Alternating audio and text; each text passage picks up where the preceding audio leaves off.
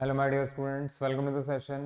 First session of statistics. Well, IIT jam stats के लिए भी ये लेक्चर चलेगा, नेट के लिए भी चल जाएगा, गेट के लिए भी चल जाएगा अगर आप स्टैट्स के लिए पढ़ रहे हैं तो ये फर्स्ट लेक्चर है, तो उसको इंट्रोडक्टरी क्लास कह सकते हैं, बट ये थोड़ा लंबा जाएगा। आप देखेंगे हम कंटेंट के बारे में बात करेंगे कि एक्चुअल में क्या है और कैसे पढ़ना है, प्लस बुक्स के बारे में बात करेंगे, प्लस एक्चुअल में पढ़ भी लेंगे आज। काफ़ी लंबा क्लास हो जाएगा, तो ज़रा साथ आइए। बहुत इंटरेस्टिंग क्लास होने वाला है, आई गारंटी 100%। देखो भाई, पहले बात करते हैं इसके।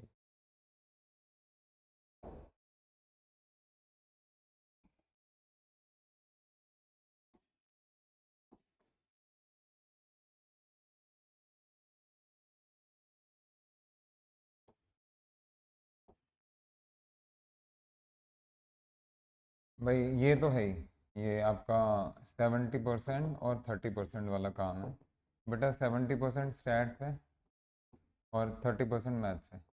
तो नेचुरल सी बात है, जब 100 मार्क्स में से 70 मार्क्स स्टैट्स से आ रहे हैं तो आपका इंक्लिनेशन, आपका अट्रैक्शन सब स्टैट्स की तरफ ही जाना चाहिए। Let me tell you, past में भी आप इंटरव्यूज़ वगैरह देख लीजिएगा, अगर किसी बच्चे ने ठीक ठाक तरीके से पढ़ते हुए टॉप किया है, बेटा उसमें मैथ्स का रोल 100% रहा है। ये 30-70, 35-65 और 40-60 होता है एग्ज़ाम में। नहीं सर, ऐसा नहीं, ऐसा ही होता है बेटा। स्टैट्स के पोर्शन में भी बहुत सारा मैथ्स डाल डाल के भरा भरा भरा होता है, तो आप वो आपको दिखा दिया जाएगा, ध्यान रखिएगा। तो प्लीज़ मैथ्स को पूरी रिस्पेक्ट दीजिए। अगर आपको टॉप करना है तो, हाँ जी, मार्क माय वर्ड्स, बिल्कुल ठीक कह रहा हूँ। अगर आपको टॉप करना है तो बेटा ये पोर्शन तो आपको बिल्कुल छोड़ना ही नहीं है। सारा ध्यान, मतलब पूरी ताकत से इसका ये वाला काम कीजिए, इसको इग्नोर मत करना। स्टैट्स तो चलता ही रहेगा, चलते रहेगा, बहुत अच्छे से चलेगा, डोंट वरी। आइए ज़रा, मैं स्टैट्स के कंटेंट पे बात कर रहा हूँ, मैथ्स से नहीं, स्टैट्स के। बेटा टॉपिक वाइज कुछ चीज़ें हैं जो आप लोगों को लिख लेनी चाहिए।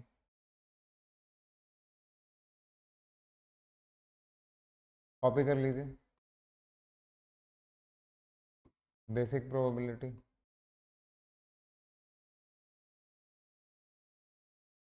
क्लासिकल प्रोबेबिलिटी,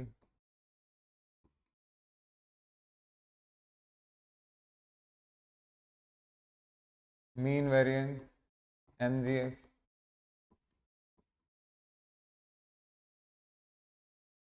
इसके बाद distribution,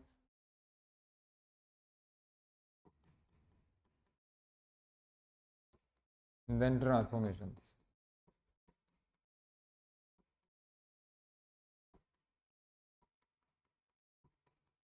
then S separation line. Number 6, joint joint distributions.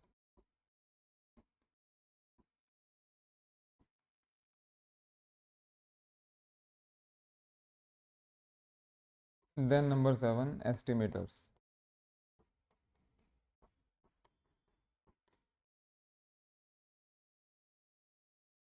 Number 8, ये अलग चीज़ है तो एस्टिमेटर ही, लेकिन अलग चीज़ है। कंसिस्टेंट। बेटा कॉपी कर रहे हैं ना? Sufficient, complete. Hello, are you writing?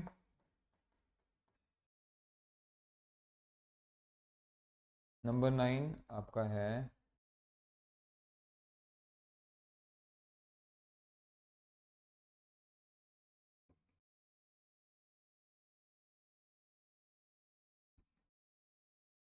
Hypothesis testing. Number 10, UMPT. Number 11, inequalities.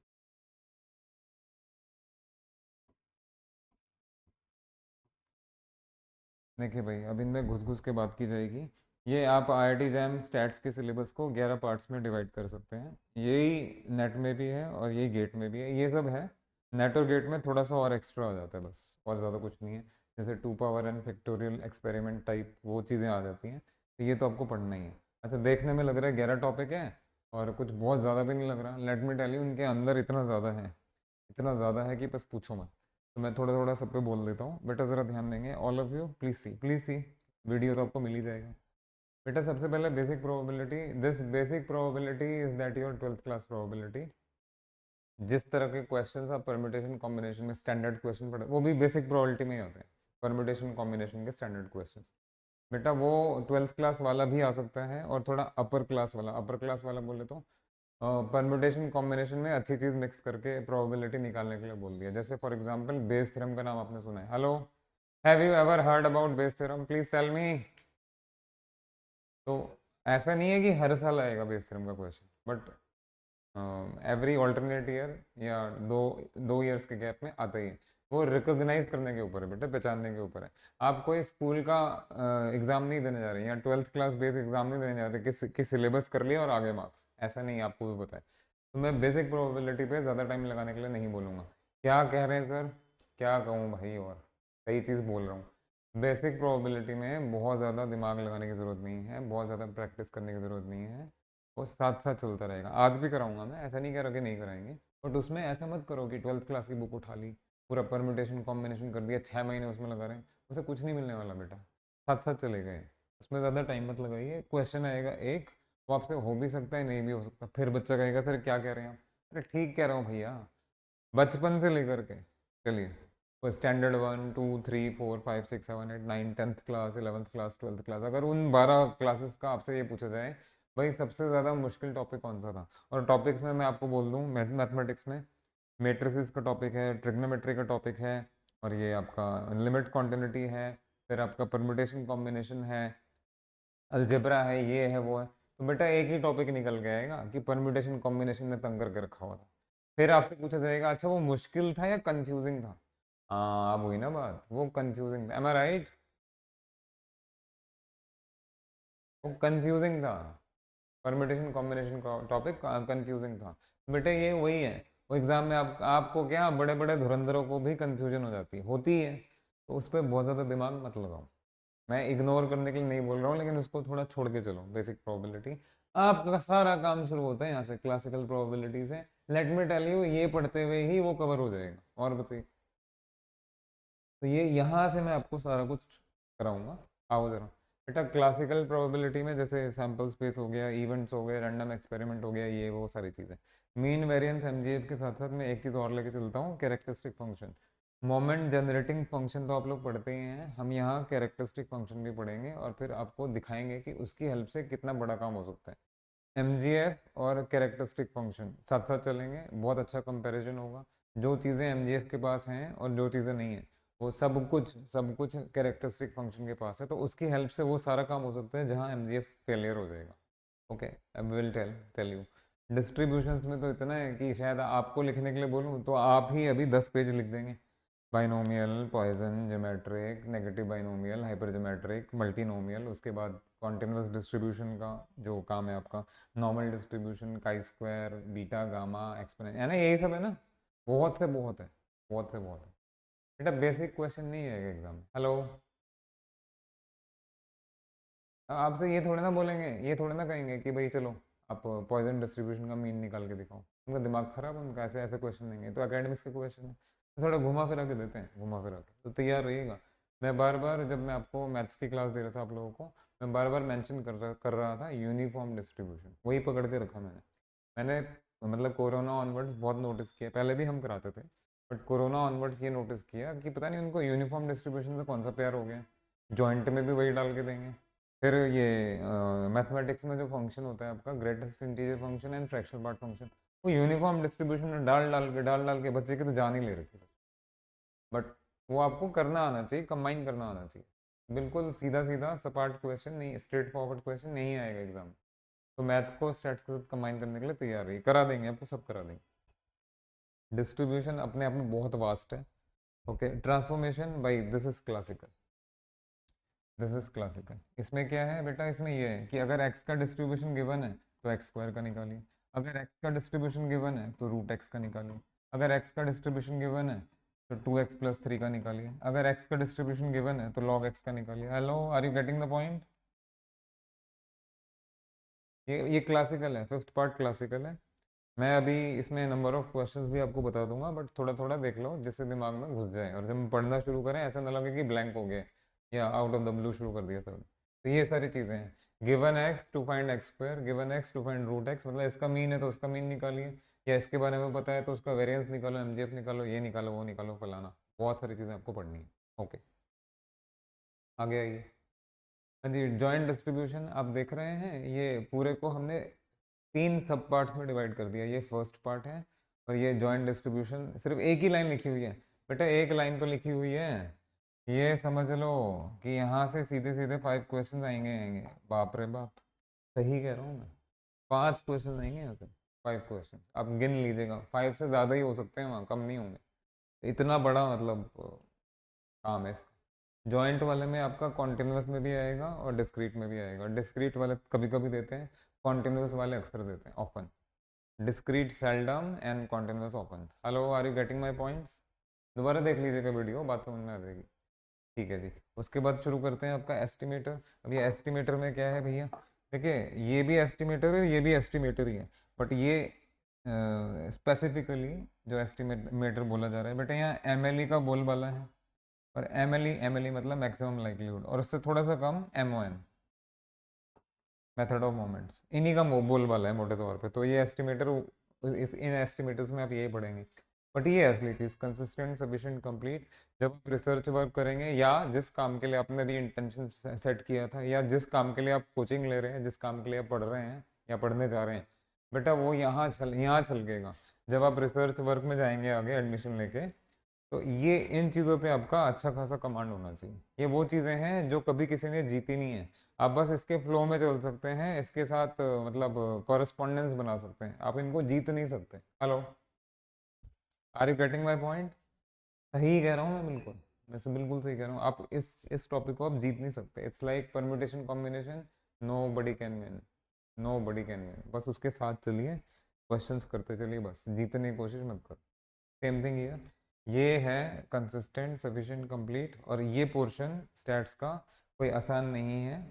इसको कमांड करना कोई मतलब आसान बात नहीं है। इसमें देखेंगे आप मैथमेटिक्स का यूज़ भर भर के हो रहा है। Are you listening? हेलो। यही कारण है कि आज तक कोई चैंपियन पैदा ही नहीं हुआ। मैं शायद बहुत बड़ी बात कह रहा हूँ, कोई धुरंधर ऐसा नहीं आया जिसने इस पे पूरी तरह कमांड कर लिया। वो कमाई नहीं करते। स्टैट्स में जा रहे हैं तो स्टैट्स में ही जा रहे हैं, मैथ्स में जा रहे हैं तो मैथ्स में ही जा रहे हैं। हम थोड़ा सा काम करेंगे इसके ऊपर, अच्छा अच्छा बढ़िया तरीके से काम करेंगे, देख लीजिएगा जब हो गए आप खुद एंजॉय करेंगे कि अच्छा ऐसे ऐसे होता है। Number 9, hypothesis testing. Well sweet topic, बहुत मीठा टॉपिक है। इसमें तो एक ही तरह का क्वेश्चन आता है बेटा, error, type 1 error and type 2 error, type 1 and type 2, T1 and T2 का मतलब टाइप 1 एंड टाइप 2 एरर। और उसमें और कुछ ज़्यादा कुछ पूछते नहीं है। लास्ट है आपका यूएमपीटी। अगर आपको यूएमपीटी का फुल फॉर्म नहीं पता तो uniformly most powerful test, full form लिख लीजिए, uniformly most powerful test, uniformly most powerful test. लिख लिया? डन। चलिए यहाँ तक आपका काम खत्म प्रोबेबिलिटी का। अब ये क्या है भाई, सॉरी, हाँ जी, ये इनइक्वालिटीज भैया 100% आते ही आता है। नहीं आया तो भी ना आके भी आएगा वो, ये समझ। इनइक्वालिटीज में दो तीन चीज़ें हैं भैया। नंबर 1 है आपका चेबिशेव इनइक्वालिटी, सुना होगा, सुना होगा।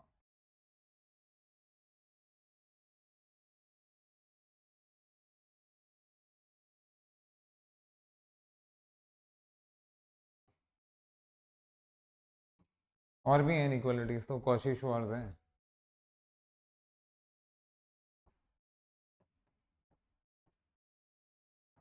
ठीक है भाई, ये सब पढ़ना है।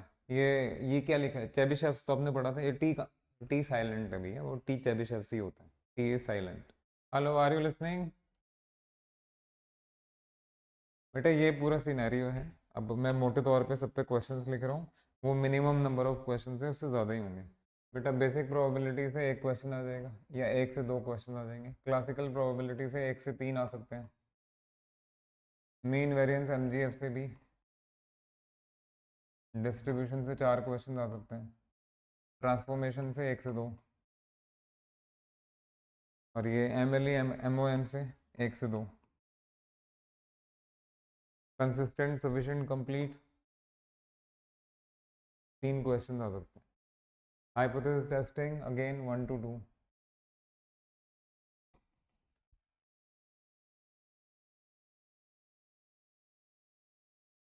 UMPT 1 to 2, inequalities 1 to 2, ये मिनिमम है, this is minimum. Hello, are you listening? आपने सबने डिस्ट्रीब्यूशन पता आप सबने डिस्ट्रीब्यूशन पढ़ा हुआ है। डिस्ट्रीब्यूशन का मतलब बाइनोमियल, पॉइजन, ज्योमेट्रिक वगैरह, और ये क्या नाम है इसका, नॉर्मल डिस्ट्रीब्यूशन, का स्क्वायर। तो बेटा एक एक डिस्ट्रीब्यूशन अपने आप में कितने कितने क्वेश्चन दे सकता है, तो यहाँ मैंने 4 क्वेश्चंस लिखे हैं भाई। 4 क्वेश्चंस कब 6 7 8 में बदल जाएंगे पता भी नहीं लगेगा। अभी अगर आप इनको काउंट करेंगे तो 40 क्वेश्चन नहीं हो रहे हैं, क्योंकि कायदे से अगर, हाँ, 60 क्वेश्चंस का क्वेश्चन पेपर है आपका, उसका अगर आप 30% और 70% निकालेंगे, 30% हो गया 18 के करीब, 20 लगा लेते चलिए, तो 20 क्वेश्चन मैथ्स के आने चाहिए और बाकी 40 क्वेश्चन स्टैट्स के आने चाहिए। 40 तो हुए नहीं, अरे मिनिमम लिखे हैं भाई, ज़्यादा ही होगा वहाँ पे। Is that okay? ये इनकी वैल्यू बताने के लिए लिखे हैं कि भैया ये आपको इस इंपॉर्टेंस के साथ पढ़ना ही पड़ेगा, सब कुछ पढ़ना पड़ेगा। चलिए, are you ready for next? कुछ छोड़ने, कुछ नहीं छोड़ सकते अब इसमें। चलिए, अब थोड़ा बात कर लेते हैं, अब टाइम है आपके पास, ऐसा नहीं है कि टाइम नहीं है। बेटा बुक्स के बारे में बात कर लेते हैं, स्टैट्स के लिए कौन कौन सी बुक्स हैं। सुनो भाई, अब आपको भी जीवन में काम तो करना ही पड़ेगा। पहला बुक का नाम है हॉग एंड क्रेग, आप चाहें तो लिख सकते हैं। सेकंड है आपका शेल्डन रॉस।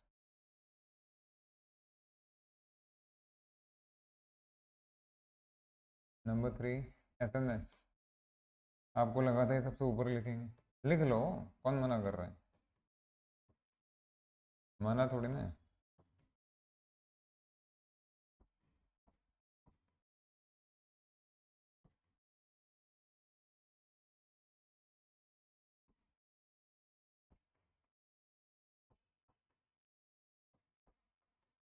जी, ये कुछ बुक्स हैं, अब थोड़ा इनके अंदर जाके मैं आपको बता देता हूँ कि इसमें है क्या। ज़रा ध्यान दीजिए भाई आप सब लोग। हॉगन क्रेग में जॉइंट बहुत अच्छा है, शेल्डन रॉस में प्रोबेबिलिटी अच्छा है, प्रोबेबिलिटी डिस्ट्रीब्यूशन का काम बहुत अच्छा है।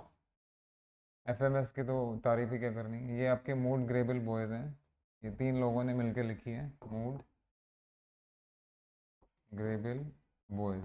हाँ जी, ध्यान दीजिए ज़रा, all of you please listen. शायद ही कोई स्टैट्स का स्टूडेंट हो, शायद ही कोई स्टैट्स का टीचर हो जो फंडामेंटल ऑफ मैथमेटिकल स्टैटिस्टिक्स जिसने सुना ना हो या पढ़ा ना हो, सबको पता है क्या चीज़ है।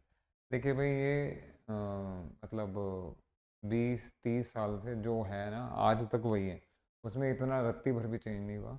इसको आप पढ़ने के लिए, नॉलेज के लिए पढ़ सकते हैं, और इसका इसका काफ़ी सारा पोर्शन काम का है। लेकिन मैं ये नहीं कहूँगा कि पूरी बुक, मतलब जो जैसा है वैसे ही आ रहा है आज तक। थोड़ा सा ओल्ड टाइप हो गया है, बट फिर भी इसकी रिस्पेक्ट है पूरी, क्योंकि इसमें कंटेंट इतना ज़्यादा है और इतना अच्छा है कि उससे बच्चों का काम होता है, मैं मना नहीं करूँगा। अगर आप ये सुन सुन के परेशान हो गए हैं, तो FMS को छोड़ के आप बाकी बुक्स की तरफ ध्यान लगा सकते हैं, इसमें सब कुछ है। अब सब कुछ होगा तो फिर प्लस भी होगा, माइनस भी होगा, माइनस, हाँ जी, तो कुछ चीज़ें समझ ही में नहीं आती हैं, वो तो सबके साथ होगा। तो बेटा इसमें ज़्यादा इमोशनल होने की ज़रूरत नहीं है, जो जो टॉपिक्स आपको बताए जाते हैं ना वो कर लीजिएगा, ऐसा कर लीजिएगा। अभी FMS को MGB से ज़रा कंपेयर करके बताते हैं। देखिए FMS तो सारे लोग रिकमेंड करते हैं, ये MGB भी कम बुक नहीं है, मूड ग्रेबल बॉयज, ये एटलीस्ट 15 ईयर्स तक, 15 साल तक दिल्ली यूनिवर्सिटी की प्रिस्क्राइब्ड बुक थी, कोर्स बुक थी। Hello, are you listening? MGB,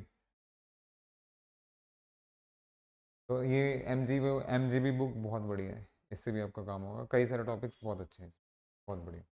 Miller and Miller, ये थोड़ा अ, देखिए, एक होता है थोड़ा न्यूमेरिकल की तरफ जाना, एक होता है थ्योरी के साथ न्यूमेरिकल कंबाइन करना, और एक होता है टोटल थियोरेटिकल। तो इसको समझ लीजिए कि न्यूमेरिकल की तरफ थोड़ा ज़्यादा इंक्लाइंड है, इसमें थ्योरी थोड़ा सा कम है। तो जो हमें बहुत गहराई में उतर के पढ़ना चाहिए वो चीज़ यहाँ थोड़ा सा कम मिलेगी, बट न्यूमेरिकल्स अच्छे हैं। और कैसेला बर्जर, ये तो थोड़ा अभी मॉडर्न डे इसका नाम सामने आया है, बाकी अभी देखेंगे क्या रंग दिखाएगा, बाकी सब तो रंग दिखा ही रहे हैं। हेलो, इसमें से इसमें से ये जो आपके सामने लिस्ट है बेटा, इनमें से एक दो बुक्स ले लो और पढ़ना शुरू करो।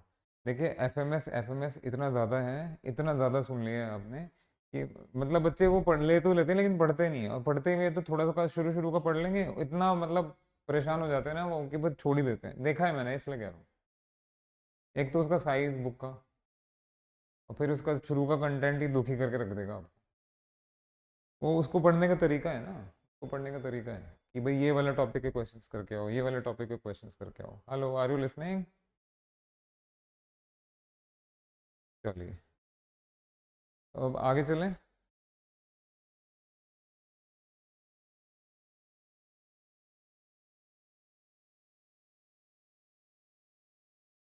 बेटा रेडी हो?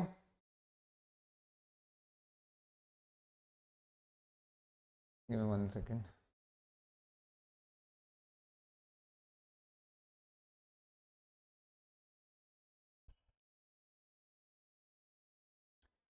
आइए भाई, अब आप लोगों का पढ़ाई का काम शुरू करते हैं। ये भी आपसे, आपकी पढ़ाई से रिलेटेड था। Now the actual work. Yes.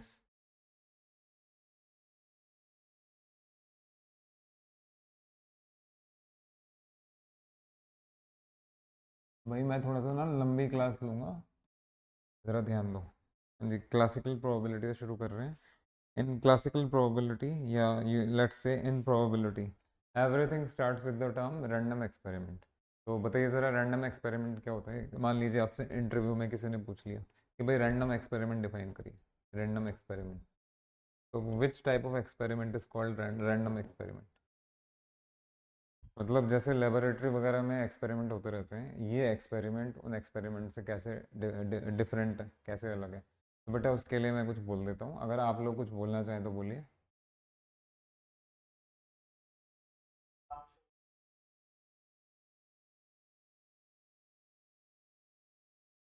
Okay, now listen.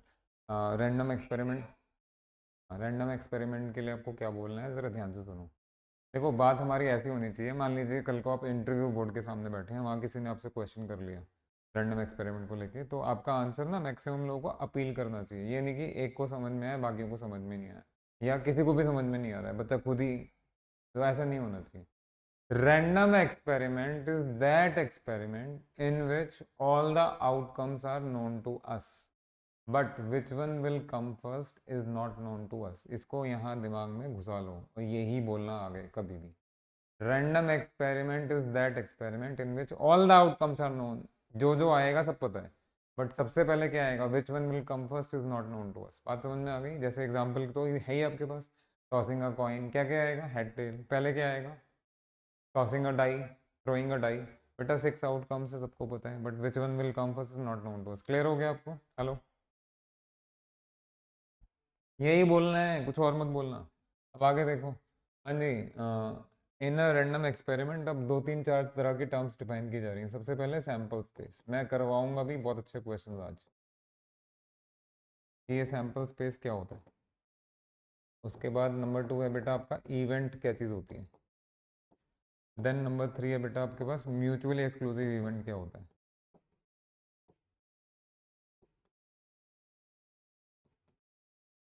हाँ जी, पहले इन्हीं तीनों पे बात करते हैं। आइए, लिखना चाहें तो लिख सकते हैं।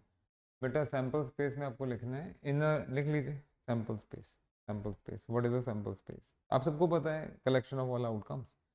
तो in a random experiment, in a random experiment the collection of all the outcomes is called a sample space. In a random experiment the collection of all outcomes is known as, लिखते चलो। बिल्कुल, एक बार भी ये मत सोचना मैंने ये की, मैं हमने तो ये पढ़ा हुआ है वो पढ़ा हुआ है। चुपचाप लिखते चलिए सारा शुरू से। Hello, are you, you two listening, you three, you four, आप सब लोग सुन रहे हैं? एक बार भी दिमाग में ये मत लाना कि मैंने तो ये टॉपिक किया हुआ है, मैंने तो ये किया हुआ है, मैं ये नहीं लिखूंगा वो नहीं लिखूंगा। बिल्कुल आपने इंटेंशन सेट किया था, रिमेंबर मैंने क्या बोला था शुरू में? तो सारा लिखते चलिए, नई नई चीज़ें आती रहेंगी, पुराना कुछ नहीं होता, सब नया नया होगा। तो in a random experiment the collection of all outcomes is known as the sample space. ठीक है। हाँ जी, ये यूजुअली डिनोटेड बाय, कुछ नोटेशंस बताइए। यूजुअली डिनोटेड बाय, बेटा देखो यहाँ, ये चार सिंबल्स हैं। दिस, दिस, दिस हाँ जी, ये क्या इसको सैंपल स्पेस तो बोलेंगे, बट ये एज एन सिंबल क्या नाम है इसका, बोलो। हाँ, ओम और वट एवर वट एवर, तो सैंपल स्पेस के लिए सिंबल्स यूज होते हैं एक्स एस सी। बाकी तो आपको क्लियर ही हो जाएगा, आराम से क्लियर हो जाएगा। रैंडम एक्सपेरिमेंट फॉर एग्जांपल, छोटा सा एग्जांपल आप सबके लिए, छोटा सा एग्जांपल, मैं बड़े बड़े एग्जांपल भी दूंगा बट अभी नहीं, थोड़ी देर के बाद, कुछ समय बाद बड़े एग्जांपल्स भी मिलेंगे आपको। आओ बेटा। हाँ जी, टॉसिंग अ कॉइन।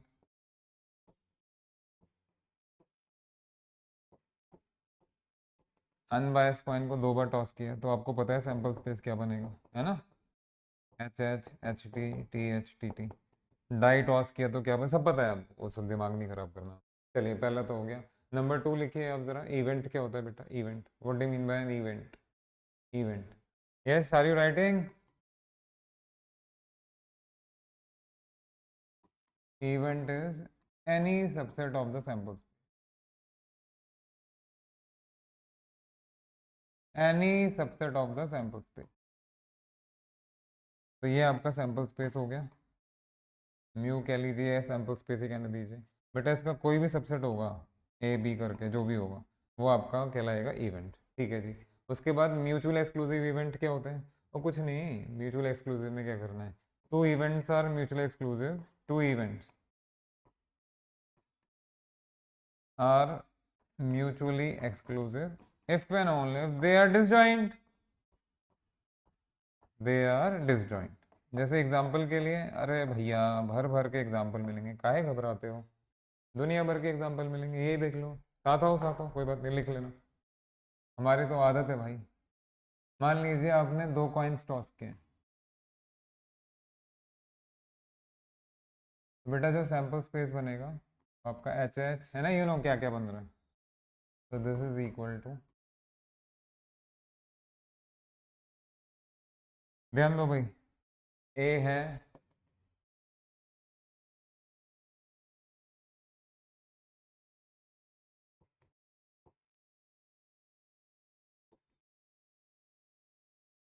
बी ले लीजिए, अरे बच्चों वाली लैंग्वेज लिख रहे हैं,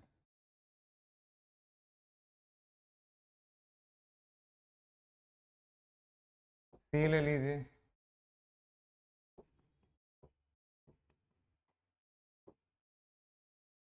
हाँ जी, जरा आना, अगर ए में लिख दिया आपने एग्जैक्टली 1 हेड, तो बेटा ए क्या बनेगा, ए क्या बनेगा उसमें से, हाँ जी, बी क्या बनेगा, कहाँ किधर छुपे हुए हो, जल्दी आओ सामने, बी 2 हेड, और सी क्या बनेगा, एटलीस्ट 1 हेड, बेटा H T T H and H H, am I right. H T है, टी एच है और एच एच है, जल्दी बताइए इसमें से डिसजॉइंट क्या क्या है, सामने देखिए, व्हाट इज ए और बी का इंटरसेक्शन, बेटा ए के पास ये, बी के पास ये, तो कुछ कॉमन ही नहीं है, five. What is A and C का इंटरसेक्शन, ए में और सी में तो नॉन एम्प्टी है क्योंकि ये दोनों चीज़ें कॉमन आ रही है। What is B and C का intersection, again that is non empty, is that clear. अब ये बताइए इसमें से कौन कौन से इवेंट्स को आप म्यूचुअल एक्सक्लूसिव बोलेंगे और किसको नहीं बोलेंगे।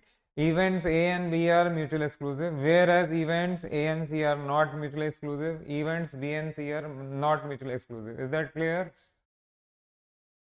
I'm asking you, is that clear? बोलो बेटा,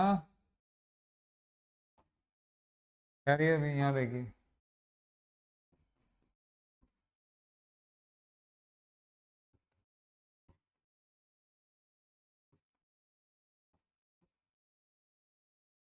सामने देखो बेटा। हाँ जी, तो ये क्या बन जाएगा, ये तो टीटी बन गया, टीटी बन गया। अब जरा बताओ फटाफट, व्हाट इज ए और डी का इंटरसेक्शन, बी एंड डी का इंटरसेक्शन, सी एंड डी का intersection, will you please answer, what is in common A and D में, तो कुछ है ही नहीं। इसी तरीके से बी और डी में भी कुछ भी कॉमन नहीं आ रहा है, और इसमें भी नहीं आ रहा है, तो बेटा आप क्या बोलेंगे, events A and D are mutual, A and D, events B and D are mutual exclusive, events C and D are mutual exclusive, is that okay. हाँ, जरा अपने खूबसूरत पेन से लिख लीजिए सब कुछ, जल्दी हाथ चलाइए फटाफट, अगेन लिंक एक्सपायर हो जाएगा तो सेम लिंक से ज्वाइन करना। अभी तो बहुत लंबी क्लास है तुम्हारी आज, ऊपर वाले ने चाहा तो।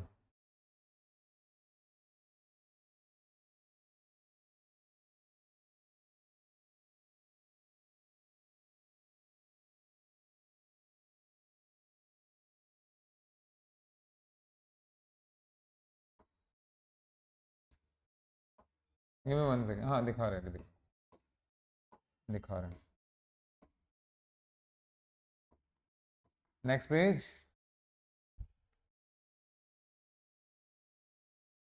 ये इधर लिख लीजिएगा बेटा, यहाँ देयरफॉर कौन कौन से what two events are mutual exclusive and what two are not mutual exclusive, इधर भी लिखना है, इधर भी लिखना है।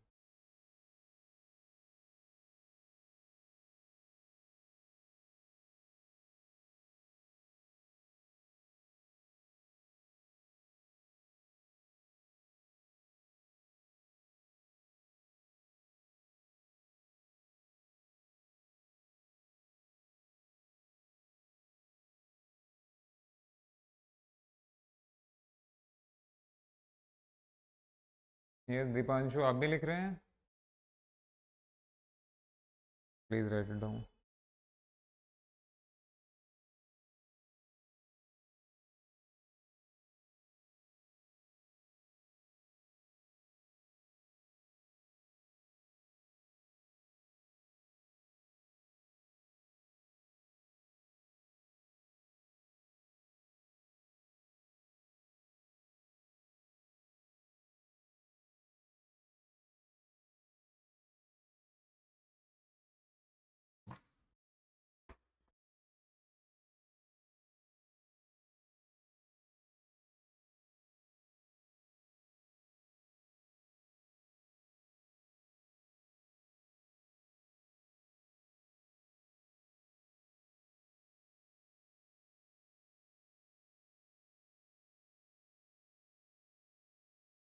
नेक्स्ट थिंग, आगे आ जाइए, आओ बेटा जी।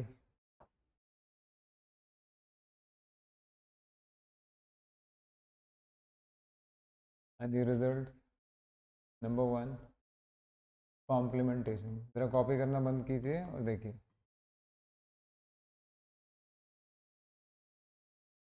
Number 2 impossibility.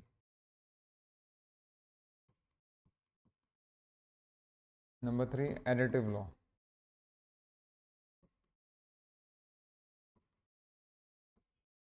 Number 4 difference theorem. Number 5 inclusion exclusion principle.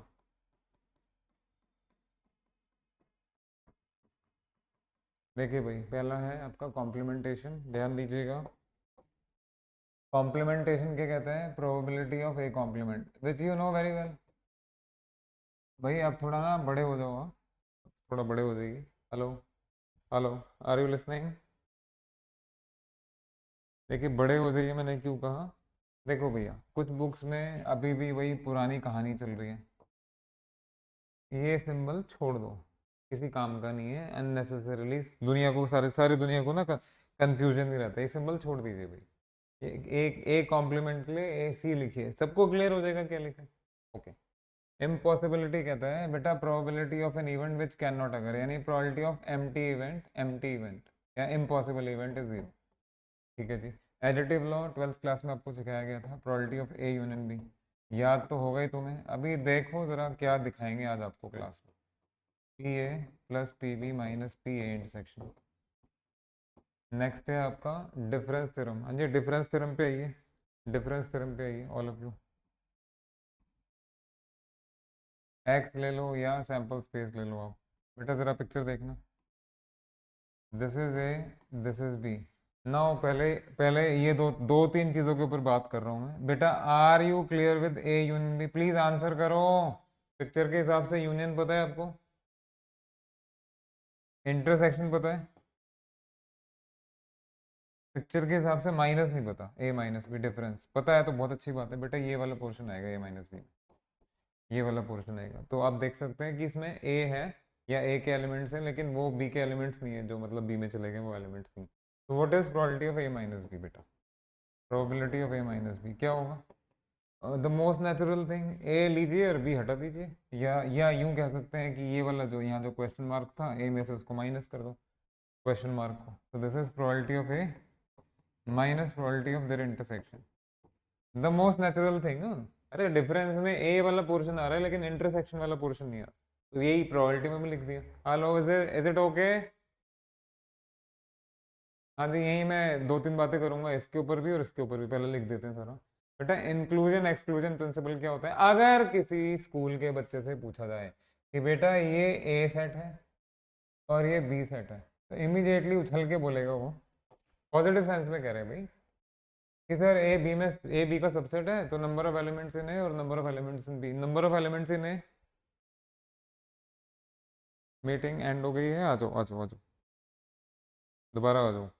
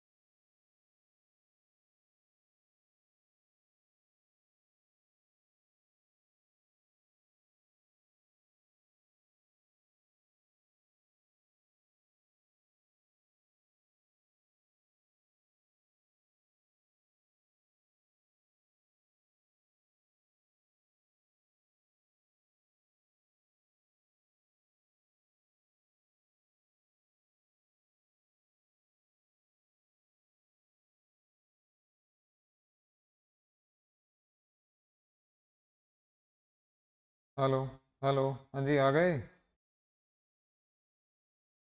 Yes Rohan. हाँ जी आइए देखिए, ये इंक्लूजन एक्सक्लूजन पे बात कर रहे हैं।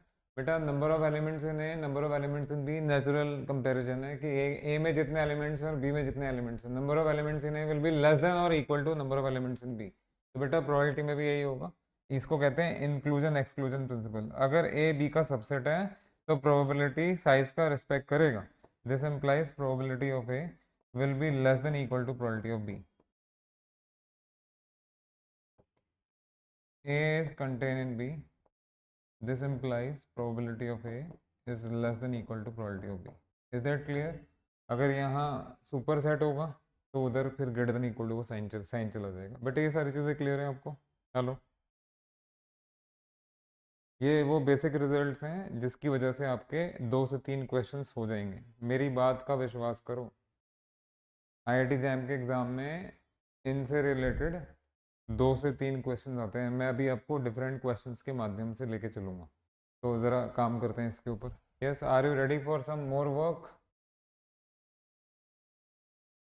देखिए, ध्यान दीजिएगा, कमर कस के तैयार हो जाओ आप। कुछ देर पहले की बात है कि आपसे ये पूछा गया था भाई ये क्या चीज़ है, ये क्या चीज़ है भाई, this is A minus B, am I right? Yes Deepanshu.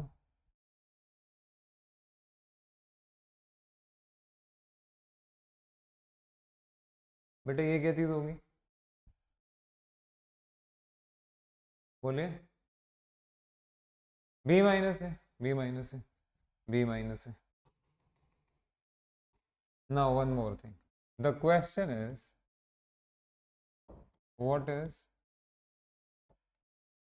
देखिए I am not asking A intersection B whole complement, ये थोड़ा ना पूछ रहे हैं आपसे, ये नहीं पूछ रहे, आपसे पूछ रहे हैं A intersection with B complement. बहुत टाइम लगाया तुम लोगों ने, इतनी इतनी ज़रूरी चीज़, इतनी इंपॉर्टेंट चीज़ कहाँ छुपी हुई है भाई, कहाँ सो रहे हैं आप? इधर आइए। हाँ जी, आप सब लोग, आप सब लोग पहले बनाते हैं हम बी कॉम्प्लीमेंट, उसके बाद बात करेंगे। जब हमने बी का कॉम्प्लीमेंट बनाना है तो इस पोर्शन को छोड़ के सारा पोर्शन शेड शेड कर देना है, शेड कर देना, वाइट कलर में शेड कर रहा हूँ भाई, सारा पोर्शन आपका शेड होना चाहिए। साथ दीजिए, साथ दीजिए, साथ साथ साथ, आपके साथ के बिना काम नहीं होगा हमारा।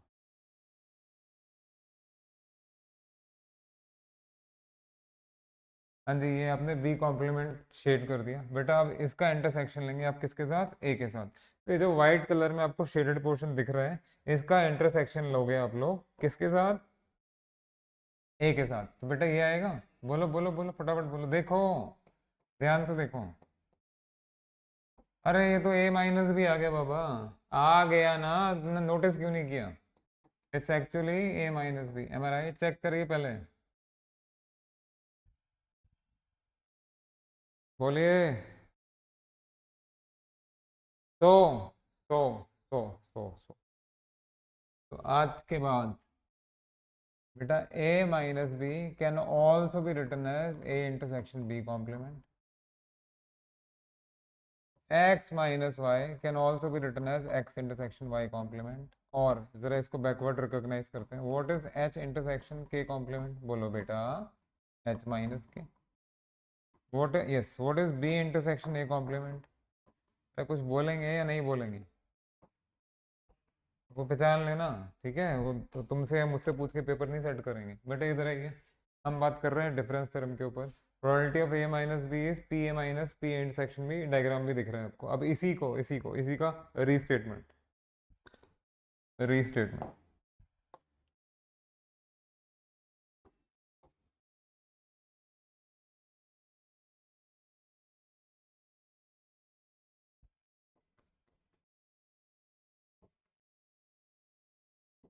Clear? Is it clear?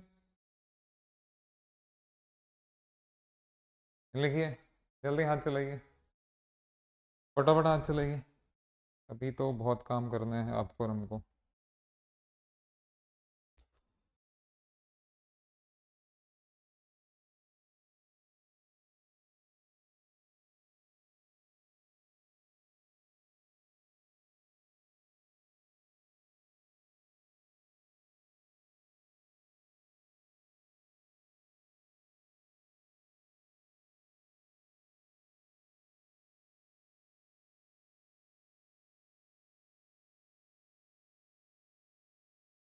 Okay,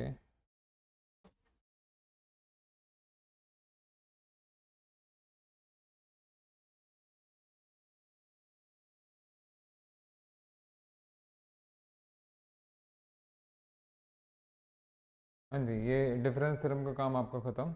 अब एडिटिव लॉ पे और इंक्लूजन एक्सक्लूजन प्रिंसिपल पे बात करेंगे। पहले एडिटिव लॉ, देखते जाओ भाई, बहुत कुछ है जो आपने नहीं किया होगा, मैं गारंटी दे रहा हूँ, चुपचाप देखते रहिए। What is additive law for two events? ध्यान देंगे। the probability of A union B, then probability of, you should be in a position to answer। ठीक है, अभी नहीं कर सकते, कल कर देना। और जब ये हो गया तो भैया ये बहुत इंपॉर्टेंट है। देखिए, अगर आप एकेडमिक्स का एग्ज़ाम देने जा रहे होते तो मैं कहता भाई इसका प्रूफ करके जाओ, इतना इंपॉर्टेंट है। बट आप क्योंकि जैम का एग्ज़ाम या नेट का या गेट का एग्ज़ाम देने जा रहे हैं तो वहाँ प्रूफ तो आएगा नहीं, बट इसका एटलीस्ट एक्सप्रेशन आपको पता होना चाहिए एंड हाउ टू यूज़ आपको पता होना चाहिए। पहले सबसे पहले वाले पे बात करते हैं बेटा जी। I hope you are with me you people. ज़रा बताइए ये दो के लिए क्या होता है बेटा, नोटिस करिए। Probability of, then probability of, then minus probability of.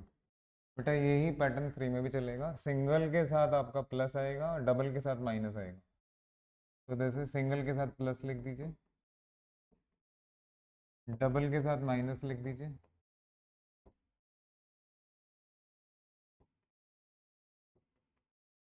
फिर प्लस, क्योंकि तीनों को साथ में लेना है।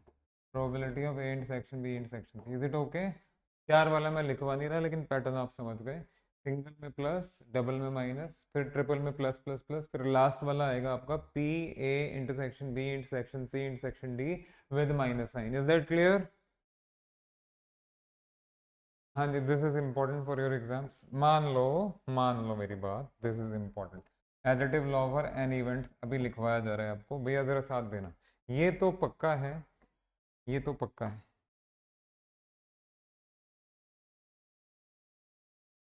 केस में शुरू में सिंगल वाले आएंगे, यानी लिख देते हैं समेशन सिंगल, फिर आपका डबल आएगा माइनस में, चलिए ये भी लिख दिए, फिर ट्रिपल वाला आएगा प्लस में,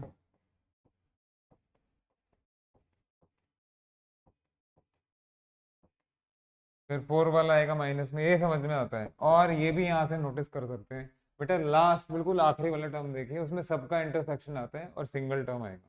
2 वाले में 2, 3 वाले में 3 के लिए, 4 वाले में 4 के लिए एक सिंगल टर्म आएगा, रिपीटिशन वाली चीज नहीं है। तो यहाँ भी सिंगल टर्म आएगा, हमें दिख रहा है। तो this will be probability of A1 intersection A2 dot dot dot intersection AN। अब जरा इसको एडजस्ट किया जाए कि लास्ट वाले में प्लस का साइन आएगा या माइनस का साइन आएगा, या आप लोग कैसे एडजस्ट करेंगे, जरा मेरे साथ तो आओ ऑल ऑफ यू। बेटा इसमें देखेंगे, जब 2 के लिए काम कर रहे थे तो लास्ट में नेगेटिव साइन, जब 3 के लिए काम कर रहे थे तो लास्ट में पॉजिटिव साइन। तो ये आप इसको नोटिस कर सकते हैं कि यहाँ क्या लिखना है आप लोगों को। This is -1 raise to power, आप n+1 भी लिख सकते हैं, n-1 भी लिख सकते हैं। तो let me right n-1। n-1 का मतलब जब जब इसमें आपने n को 2 पुट किया तो ये यहाँ बन जाएगा -1 रेज टू पावर 2-1। यहाँ बन जाएगा आपका -1 रेज टू पावर 3-1। बोलो बेटा ठीक लिखा है?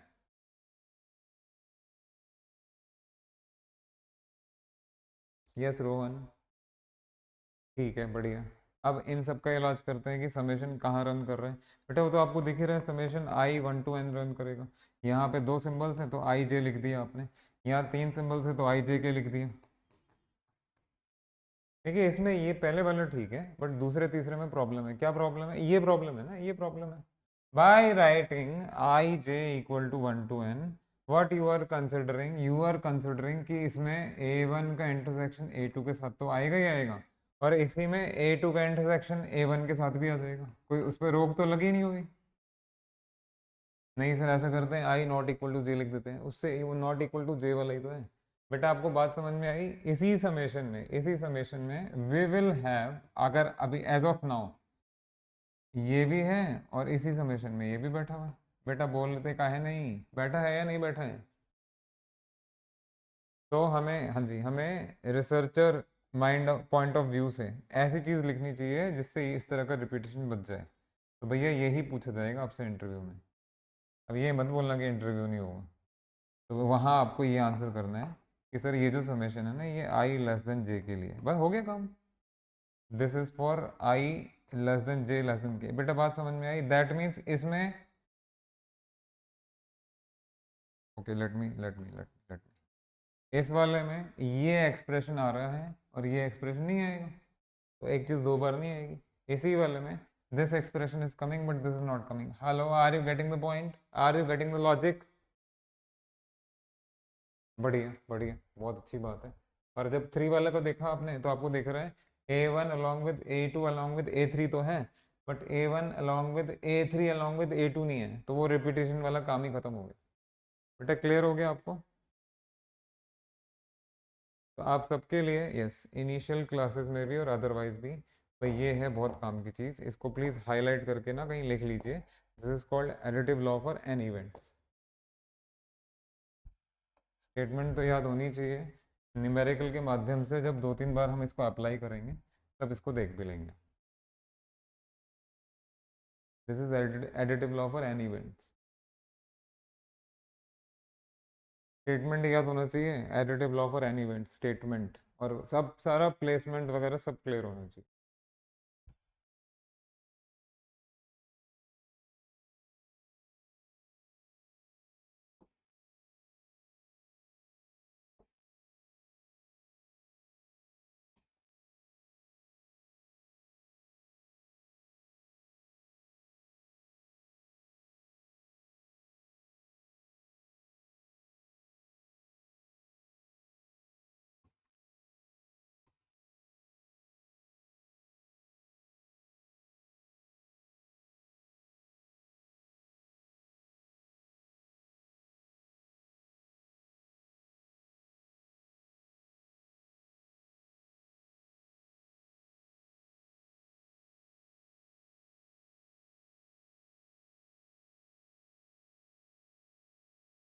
हम्म।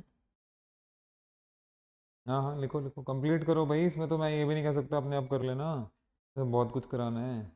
जब आपने यज्ञ शुरू करवाई दिया है, अच्छे से काम करिए।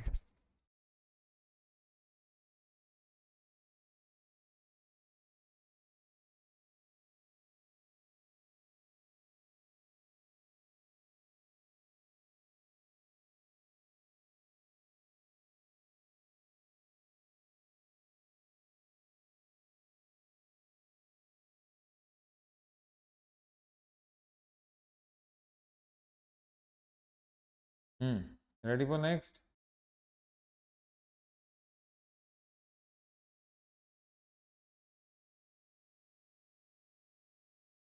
ओके बेटा, अभी आपने क्या क्या देखा? यस, डिफरेंस थ्योरम का डिफरेंट स्टेटमेंट।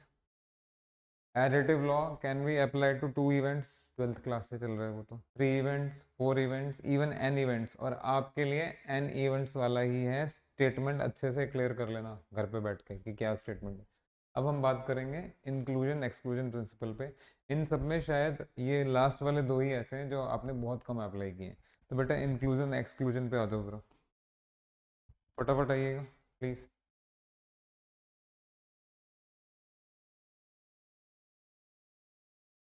मान लीजिए ए बी सी, ये इस ऑर्डर में, A is contain in, B is contain in C.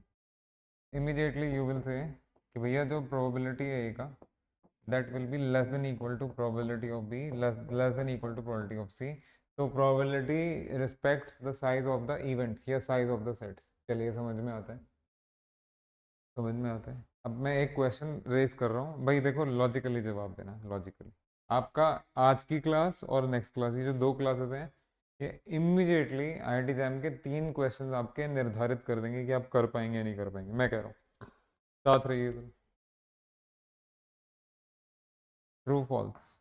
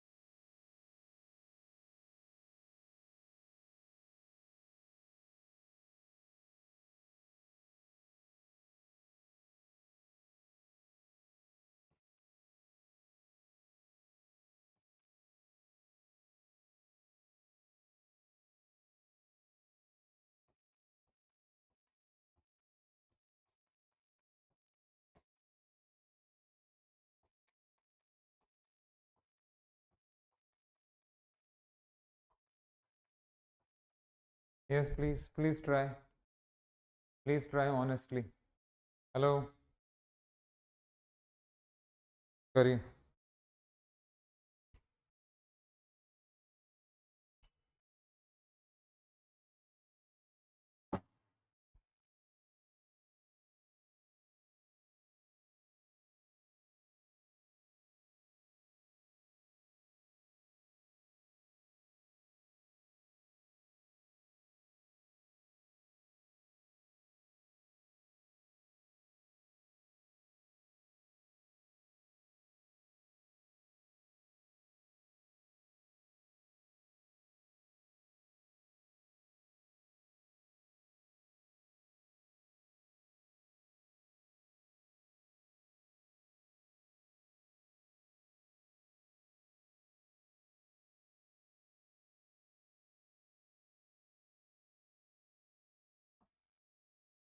Happening और नॉट हैपनिंग?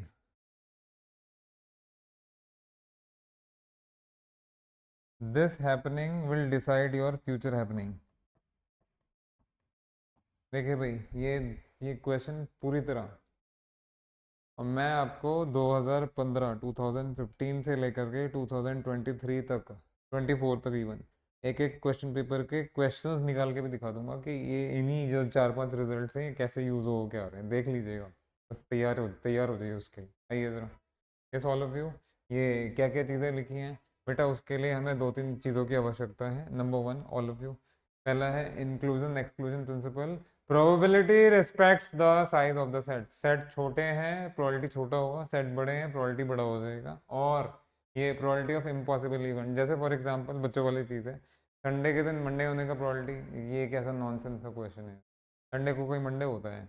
तो नहीं हो सकता ना, तो इस तरह का इवेंट जो अकर नहीं कर सकता वो जीरो, उसका प्रोबेबिलिटी जीरो होता है। बेटा आइए जरा, ये यूनियन है और जो क्वेश्चन में है उसमें इंटरसेक्शन भी है, क्वेश्चन में इंडिविजुअल सेट्स भी हैं। तो अगर अगर अगर किसी स्कूल के अच्छे बच्चे की तरह ये बातें पहले सीख ली जाएं कि भाई सेट है ए,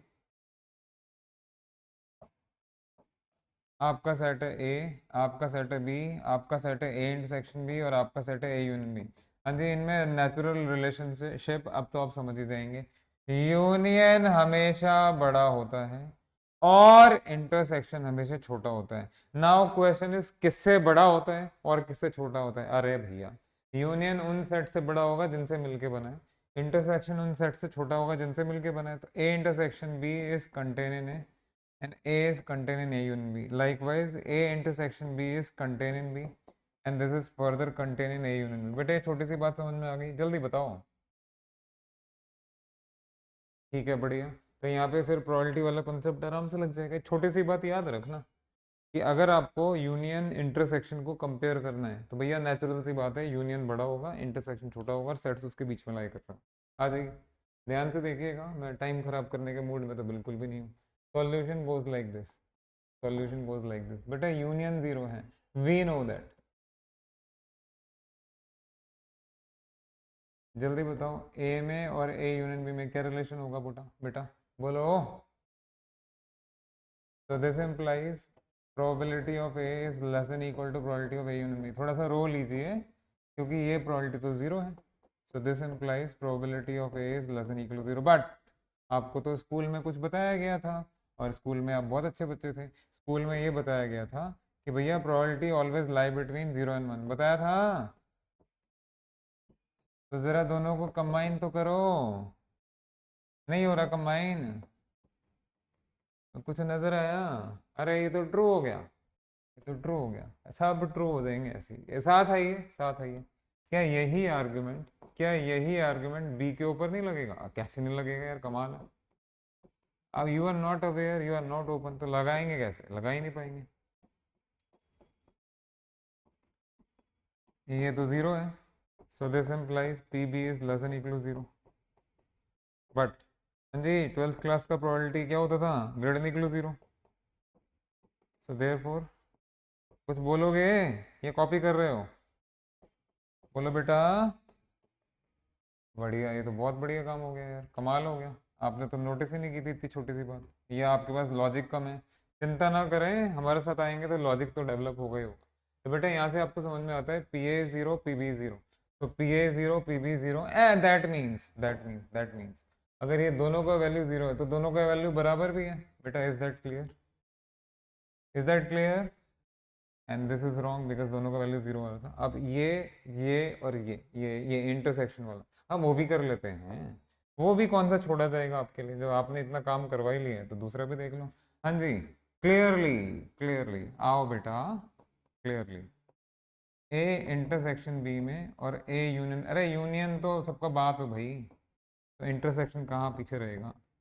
तो probability of A intersection B is less than equal to probability of A union B. बोलते जाओ। So this implies probability of A intersection B is less than equal to 0, but probability of A intersection B is हमेशा कैसे रहता है? So therefore what we will get? Intersection का probability कितना हो जाएगा? इक्वल टू जीरो हो जाएगा। बेटा क्लियर है ना? यस, चलिए आपने हाँ तो कहा। अरे हाँ भाई हाँ, समझ गए। आइए, प्रोबेबिलिटी ऑफ इंटरसेक्शन भी जीरो, ये भी जीरो, ये भी जीरो, ये भी जीरो, बराबर तो होंगे ही ना। और ये जीरो है और ये भी जीरो आ गया। बेटा बात समझ में आ गई? था ना बढ़िया क्लासिकल क्वेश्चन? बोलिए हाँ। हाँ गुड गुड। चलो आगे लिखो, फटाफट करो।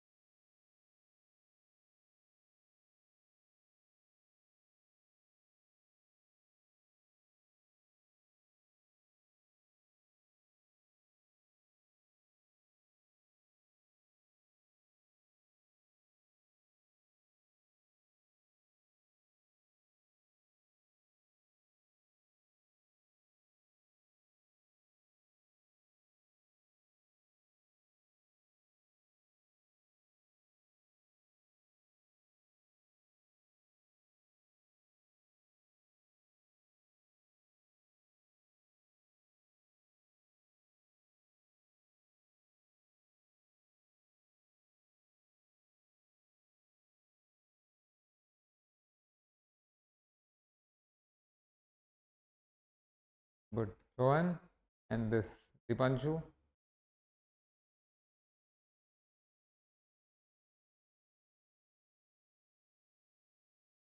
तो आप सबके लिए सजेशन यही है, पूरी पूरी रिस्पेक्ट कीजिए, घुमाना फिराना आपका और हमारा हमारा काम। हम आपको अपने आप लेके चलेंगे जर्नी पे, कैसे कैसे यूज़ करना है, क्या लगाना है, कहाँ लगाना है, सब हो जाएगा। अब आओ जी नेक्स्ट कंसेप्ट। यस, ये थोड़ा थोड़ा बेसिक प्रोबेबिलिटी से रिलेटेड दो चीज़ें आ रही हैं, क्वेश्चन के माध्यम से समझ लीजिए या जैसे भी देखिए। यस, जब एक कॉइन आप टॉस करते हैं बेटा, बहुत लॉजिकल चीज़ है, जब आप एक कॉइन टॉस करते हैं तो टोटल आउटकम्स पूछ रहे हैं।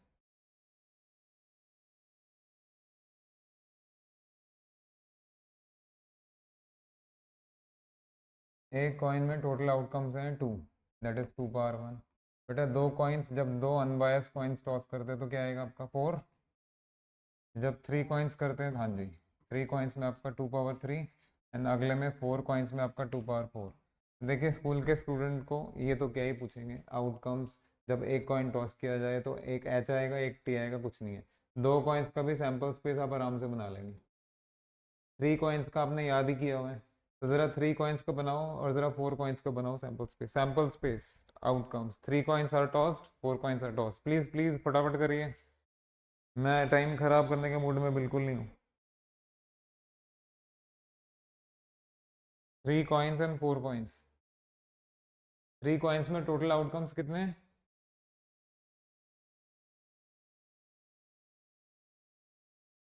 हम्म,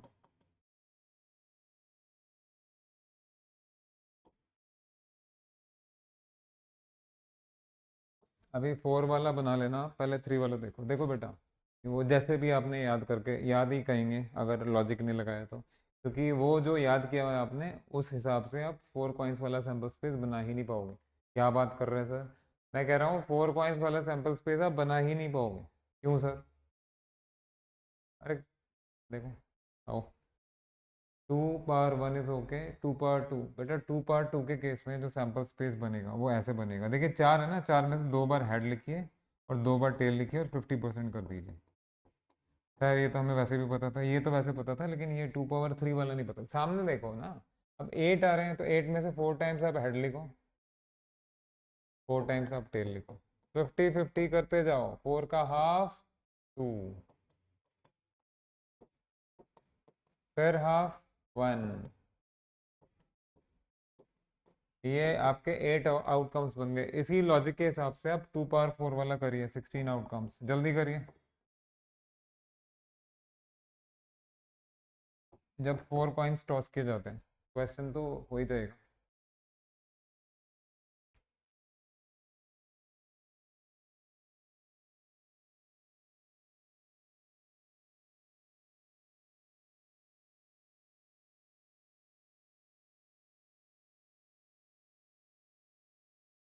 Rohan and Deepanshu, let me know.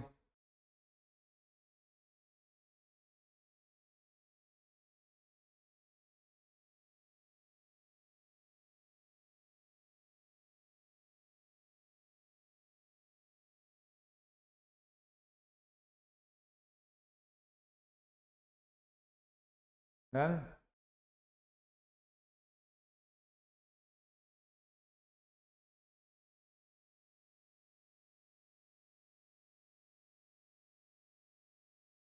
Yes, दोनों का हो गया।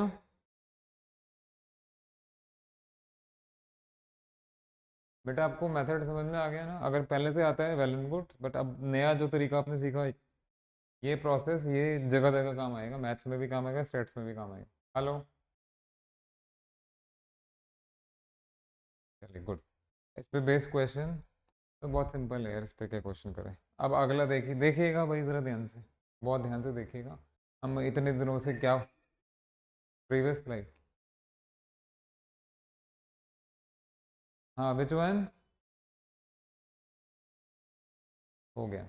आओ बेटा, अब हम एक बहुत बढ़िया चीज़ करने जा रहे हैं जो आपको सब याद दिला देगी। हाँ पॉजिटिव सेंस में, नानी की याद दिला देगी या स्कूल लेवल की याद दिला देगी। बेटा ज़रा ध्यान से देखिएगा। जितने क्वेश्चन आपने स्कूल लेवल में या बेसिक प्रोबेबिलिटी में इवन आज भी किए हैं, कुछ इस टाइप से होते हैं। मान लीजिए आपके पास 3 लेटर्स हैं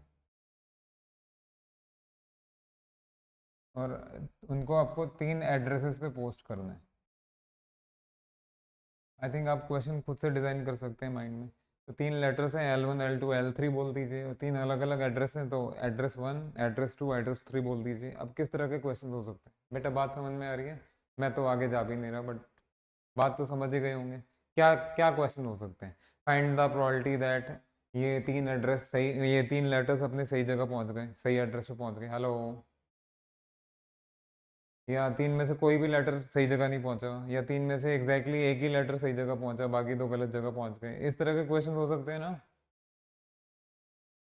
आ जाओ, आ जाओ, आ जाओ। अब मैं क्वेश्चन लिख नहीं रहा हूँ, बट मैं जैसे जैसे आगे चलूंगा आप मेरे साथ चलते रहिए। क्या क्वेश्चन डिजाइन करके दे सकते हैं, what are their limitations and what are are limitations, please see. ध्यान से देखिएगा, ये मजेदार चीज बनेगी बहुत। ये आपके 3 लेटर्स हैं, let me call them L1 L2 L3। इस पे मैं क्वेश्चन दे भी रहा हूँ। हेड टेल वाले में मैंने कोई क्वेश्चन नहीं दिया था क्योंकि वो बहुत हो गया। अब थोड़ा लेके जाइए। हाँ जी, एड्रेस को बोलिए A1 A2 A3। और आप और हम ये मान के चल रहे हैं कि कायदे से letter number 1 should go to address number 1, मतलब 1 to 1। Letter number 2 should go to address number 2। Letter number 3 should go to address number 3। Hello.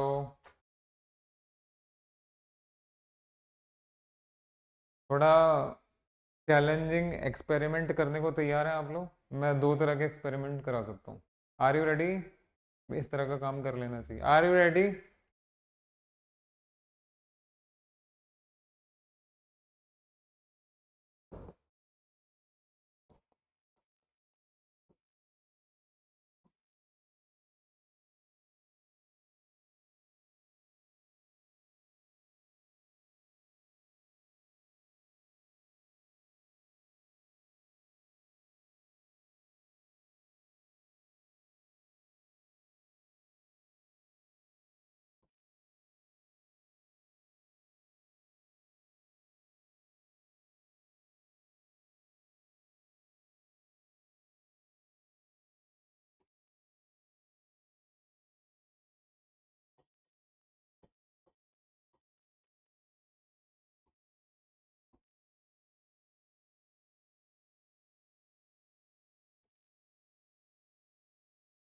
कुछ भी अजीब नहीं है आईआईटी जैम वालों के लिए, आईआईटी लेवल वालों के लिए। आप बस ये बताओ, आपको दोनों में फर्क समझ में आ रहा है?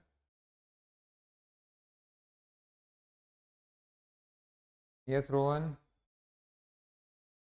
बेटा पहले वाले में कह रहा है कि एक लेटर एक ही एड्रेस पे जाना चाहिए। इट्स लाइक मैं बिल्कुल कंफ्यूज नहीं करूंगा आपको।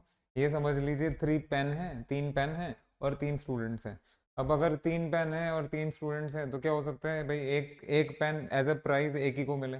ये भी हो सकता है तीनों पेन एक ही के पास चले जाएं। हेलो। इस तरह के सिनेरियो हो सकते हैं ना। भाई अगर आपको बोल दिया कि आपको ये स्टेक पे ये 3 पेन रखे हुए हैं और आपको अपना चांस लेके जीतना है, ऐसा हो सकता है एक स्टूडेंट तीनों पेन जीत ले। हो सकता है, ऐसा होता है। तो ये कुछ उस तरह का ही काम है और ऐसे ही काम करना चाहिए आपको। बेटा यहाँ लिखा है कि एक लेटर एक ही एड्रेस पे जा सकता है एटमोस्ट, और यहाँ लिखा है नहीं, एक एड्रेस पे एक से ज़्यादा लेटर जा सकता है। तो ज़रा yes, are you people listening? बस मेरे को ये बता दो कि उसमें सैंपल स्पेस क्या बनेगा, आउटकम्स क्या बनेंगे, इसमें क्या बनेंगे। अगर वो नहीं बता सकते तो कम से कम ये बता, प्लीज प्लीज ये बता दीजिएगा। कुछ भी गलत नहीं लिखा है, मैं I am totally in control. सब कुछ टोटल कंट्रोल में है। तो देखो पढ़ के ना तो मज़ा आ जाएगा तुम्हें, ये क्या हो गया, ये कैसे हो गया। बस खाली सुना सुना था, आज आज समझ भी लेंगे।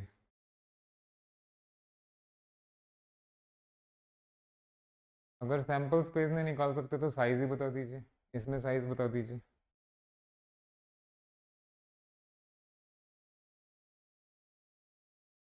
किस में बता रहे हैं? नहीं, मैं पूछ रहा हूँ किसका आंसर दिया आपने, फर्स्ट का सेकंड का? Which answer goes to which? First का क्या आंसर बताया बेटा?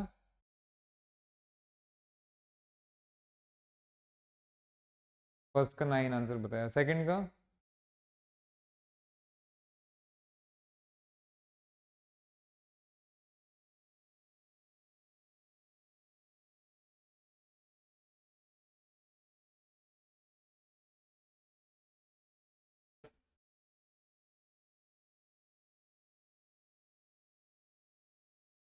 Okay, yes, should I tell you certain things?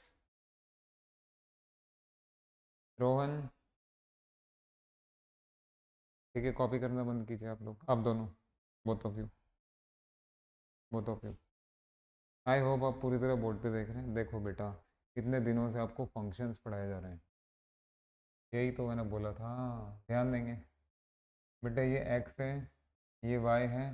पहले मेरे को ये बताइए, अगर आपको याद है तो, what is the total number of functions from x to y? बोलो। किसका पावर, कुछ पावर को लेके? हाँ, ये आपको बताया था। मान लीजिए, यस, मान लीजिए यहाँ पे 5 एलिमेंट्स हैं बेटा, ज़रा देखना, और यहाँ पे आपके 3 एलिमेंट्स हैं, तो जो टोटल नंबर ऑफ फंक्शन आएंगे वो क्या आएगा आपका? 3 पावर 5 या 5 पावर 3? 3 power 5, 3 power 5। इधर आइए ज़रा, तो खुशी खुशी के लिए तैयार हो जाइए। ये ऐसे ब्लिंक ऑफ एन आई में नहीं होगा, बहुत गहराई का काम है, सच में, सच में, मानो चाहे मत मानो, ये गहराई का काम है। आओ बेटा, ज़रा ध्यान दो। अगर हम ये वाला ले रहे हैं, इसलिए मैंने साइज पे आपको एम्फेसिस दिया, अगर हम ये वाला केस ले रहे हैं, ये वाला केस ले रहे हैं, मतलब अरे फंक्शंस की तरह ट्रीट कीजिए ना। क्या सेकंड वाले केस में ये संभव है कि पहला लेटर पहले एड्रेस पे जाए, दूसरा भी यहाँ पहुंच जाए और तीसरा भी यहाँ पहुंच जाए? ये पॉसिबल है या नहीं है? इसमें बिल्कुल पॉसिबल है, just wait for a second. If it is possible, फिर तो ये भी होगा। ये भी पॉसिबल है। इफ इट इज पॉसिबल, तो उसमें ये वाला पॉसिबल भी होगा। हाँ जी, अब देखते जाओ, परेशान मत हो बिल्कुल भी, फिर तो ये भी संभव है। तो ये asking this is asking what is the total number of functions between these two sets. Hello, क्या होगा फिर answer? 3 power, yes yes yes yes, तो इसका आंसर है 3 पावर 3। भाई अगर आप ये बात समझ सके तो, आपको भी पता है बड़े लेवल पे उनको किस पॉइंट पे, मैंने ग्राफ में बताया था, किस पॉइंट पे इंटरसेक्ट कर रहा है उसमें इंटरेस्ट नहीं होता, कितने पॉइंट्स पे इंटरसेक्ट कर रहे हैं। तो यहाँ क्या क्या बनेगा नहीं, कितना बनेगा, वो है हमारे लिए मैटर करता हुआ। बेटा क्लियर हो गया ये? देखो अच्छा खासा क्वेश्चन आ गया ना एग्जाम का, size of the sample spaces. Clear हो गया? अब इसमें आते हैं दूसरे वाले पे।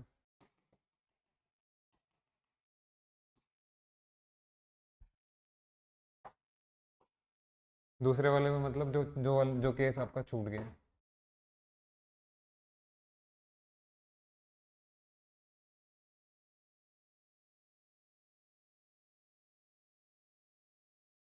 जो केस आपका छूट गया, बिल्कुल मेरे साथ आ जाओ।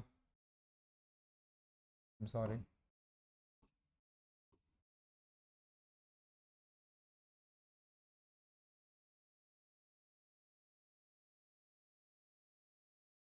हाँ जी आइए।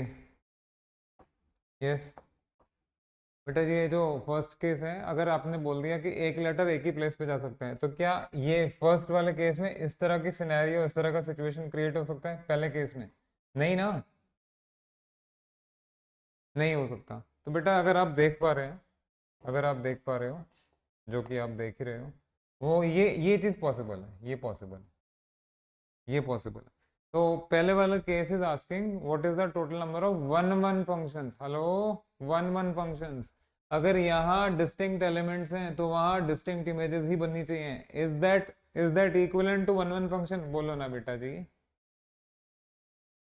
इसीलिए बताया था। अब जरा वन वन वाली चीज तो याद करके बताओ, कितने होते हैं total number of one one? आ गया ना, देखो आंखों में आंसू आ गए। अगर आपने ढंग से पढ़ा है तो समझ में आ ही जाएगा। हाँ जी, एनसीआर या एनपीआर? एनपीआर। आपको पता है क्या है क्या नहीं? इस केस में तो बनेगा नहीं क्या? इसमें तो बन जाएगा। बेटा बताइए जरा क्या आएगा? Deepanshu, I am waiting. तो आंसर बताओ यार। यहाँ का आंसर था तो 3 पावर 3, यहाँ का क्या आएगा? Thank you very much.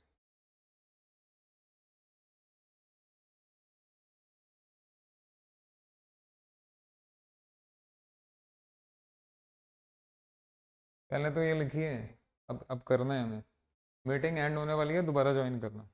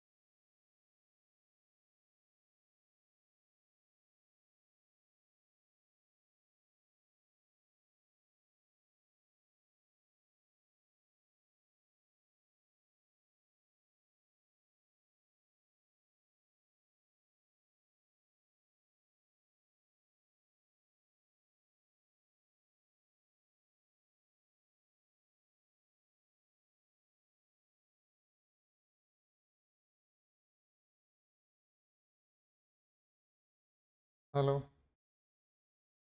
Hello. Deepanshu, Rohan.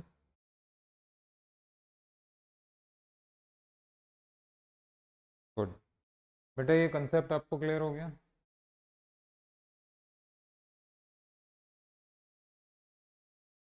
Are you clear with these two? ठीक है, अब हम आप और हम काम करेंगे पहले वाले क्वेश्चन के ऊपर। पहले वाले के ऊपर कि क्या क्या बात बनेगी, आओ। हाँ बेटा, करना ही पड़ेगा, इतनी ज़रूरी चीज़ है, आपको पता है, दिख रहा है ना, इतनी ज़रूरी चीज़ है तो ये तो करना ही पड़ेगा। इसको तो आप चाह के भी नहीं छोड़ सकते। तुम अगर चाहोगे भी ना कि छोड़ दो इसको, तो भी आपका मन कहेगा नहीं भाई, ये तो कर ही लेना चाहिए।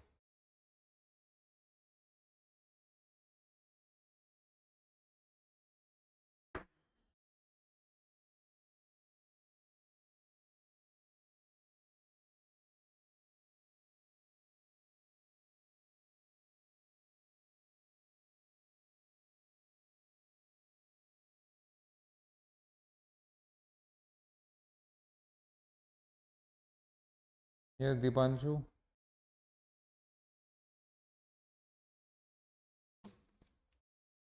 ठीक है, आओ। अब हम पहले सिर्फ देखिए, 27 आउटकम्स के साथ काम कर पाना हमारे लिए संभव नहीं है, इसलिए यहाँ साइज पूछेंगे। बट ये 6 आउटकम्स के साथ तो काम हो सकता है, तो ज़रा साथ आ जाओ ऑल ऑफ यू। तो ये क्वेश्चन है। Yes please.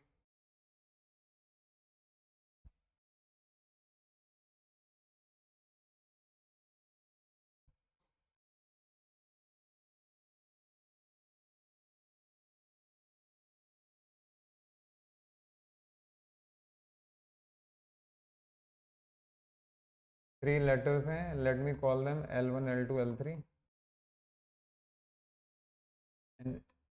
एड्रेसेस हैं A1 A2 A3। कायदे से if suffix matches with suffix तो सही माना जाएगा कि सही एड्रेस पे गया है, और सफिक्स दोनों अनमैच मिसमैच कर रहे हैं तो नहीं माना जाएगा। बेटा इसका क्या मीनिंग है ऑल ऑफ यू? यार समझ जाओ, देखो।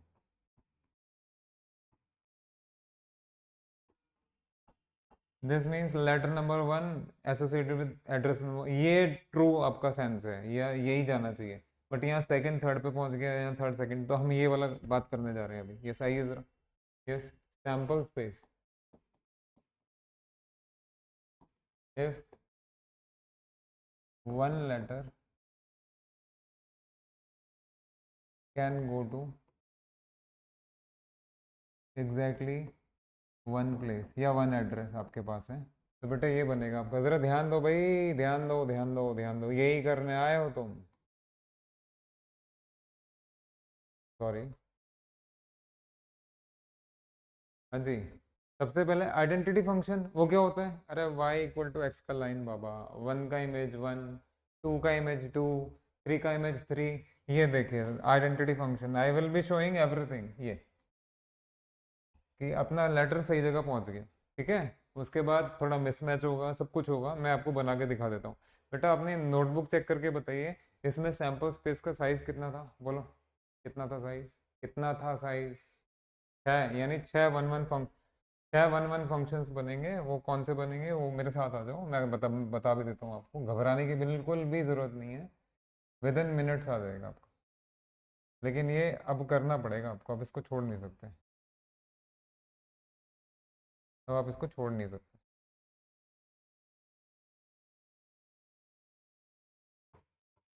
ये ऐसे ही करना पड़ेगा। नहीं सर इतना बड़ा क्वेश्चन नहीं आता, मूर्ख हैं आप। जब मैंने आपको बोल दिया मैथमेटिक्स को स्टैट से रिलेट आपको करना ही पड़ेगा, फिर भी नहीं समझ पा रहे हैं, इसलिए तो बच्चों के एग्जाम नहीं निकलते। अब नहीं करोगे तो कब करोगे?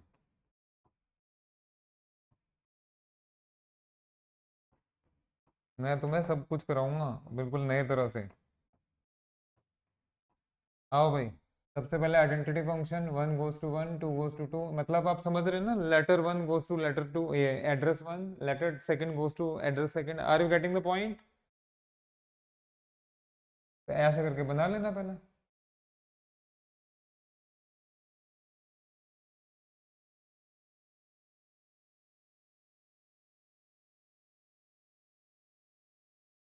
हाँ जी, this means yes please, one goes to one, पहले वाले का, two goes to two, three goes to three. हाँ जी, this means one goes to two, two goes to one and three goes to three. अरे बाबा समझ में आई बात?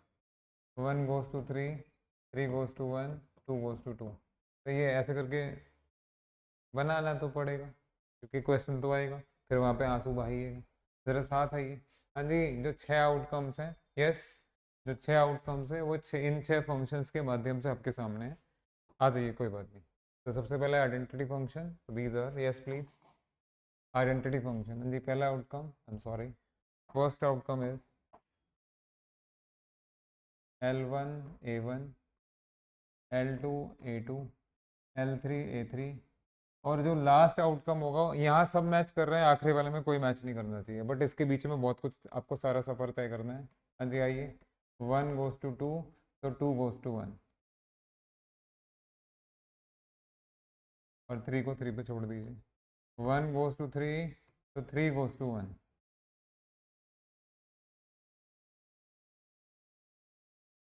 One two one three two three.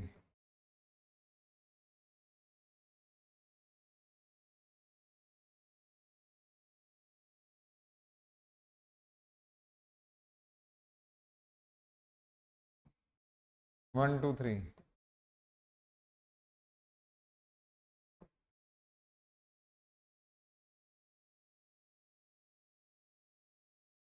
One three to.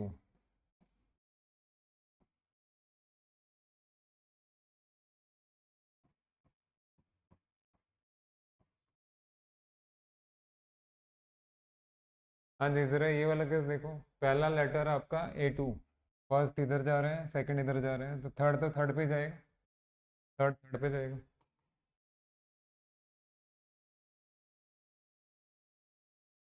इसी तरीके से one goes to three, three goes to one, तो second will go to second. हाँ जी, second goes to third, third goes to second, that means one goes to one. भाई ये हमारा तरीका है बनाने का, मैंने आपको आसान तरीका समझा बेटा, करना पड़ेगा, देखो एक क्वेश्चन ऐसा आएगा वहाँ पे, 100% आएगा, ये भी कर लीजिए। इस तरीके से पहले अपना करके देखिएगा, तो लेटर और एड्रेस वाला बात आपको क्लियर हो जाएगा। Hello, are you getting the point? पहले ये वाला एक्सपेरिमेंट करके देख रहे हैं, तभी वो आपको क्लियर हो पाएगा। कोई बात नहीं, तो कहने का मतलब है one two three four five six functions possible है जो वन वन हो। ये जो सिक्स फंक्शंस हैं ये हमने ऐसे लिख दी। अब क्वेश्चन क्या हो सकता है? ये क्वेश्चन है बेटा आपके लिए, पहला question, what is the probability of,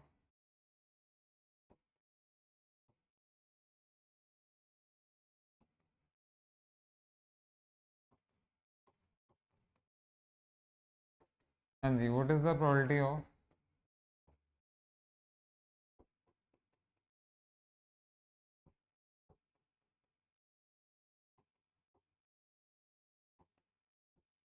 मैंने आपके सामने 12th क्लास का प्रोबेबिलिटी का क्वेश्चन खोल के रख दिया, उसका ऑपरेशन कर दिया एक तरह से, प्लीज पॉजिटिव सेंस में।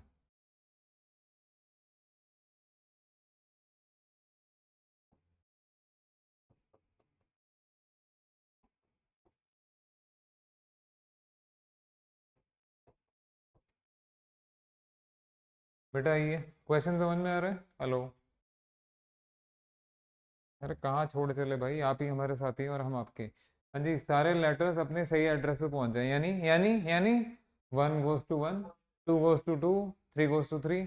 तो बेटा 6 में से ऐसा कितनी एक ही बार होगा, तो this is 1/6, this is 1/6। Deepanshu, is it clear? ये क्या है? What is this? Exactly 1 letter at the right address. एक मिनट, एक ही सही जगह पहुंचना चाहिए। ठहरो भाई, ठहरो ठहरो, मुझे बर्बादी का कोई शौक नहीं है। बेटा यहाँ तीनों आपके सही जगह पहुंच रहे हैं, तो ये वाला केस मुझे नहीं चाहिए। यहाँ 3 3 पे जा रहा है, ये चाहिए। 2 2 पे जा रहा है, ये चाहिए। 1 1 पे जा रहा है, ये चाहिए ना। ये आएगा नहीं आएगा। बेटा ऐसा 6 में से कितनी बार हुआ कि ये लेटर अपने सही एड्रेस पे पहुंच गया? देख के बताइए ना। Thank you very much, thank you very much. I am sorry, 3/6, that is 1/2।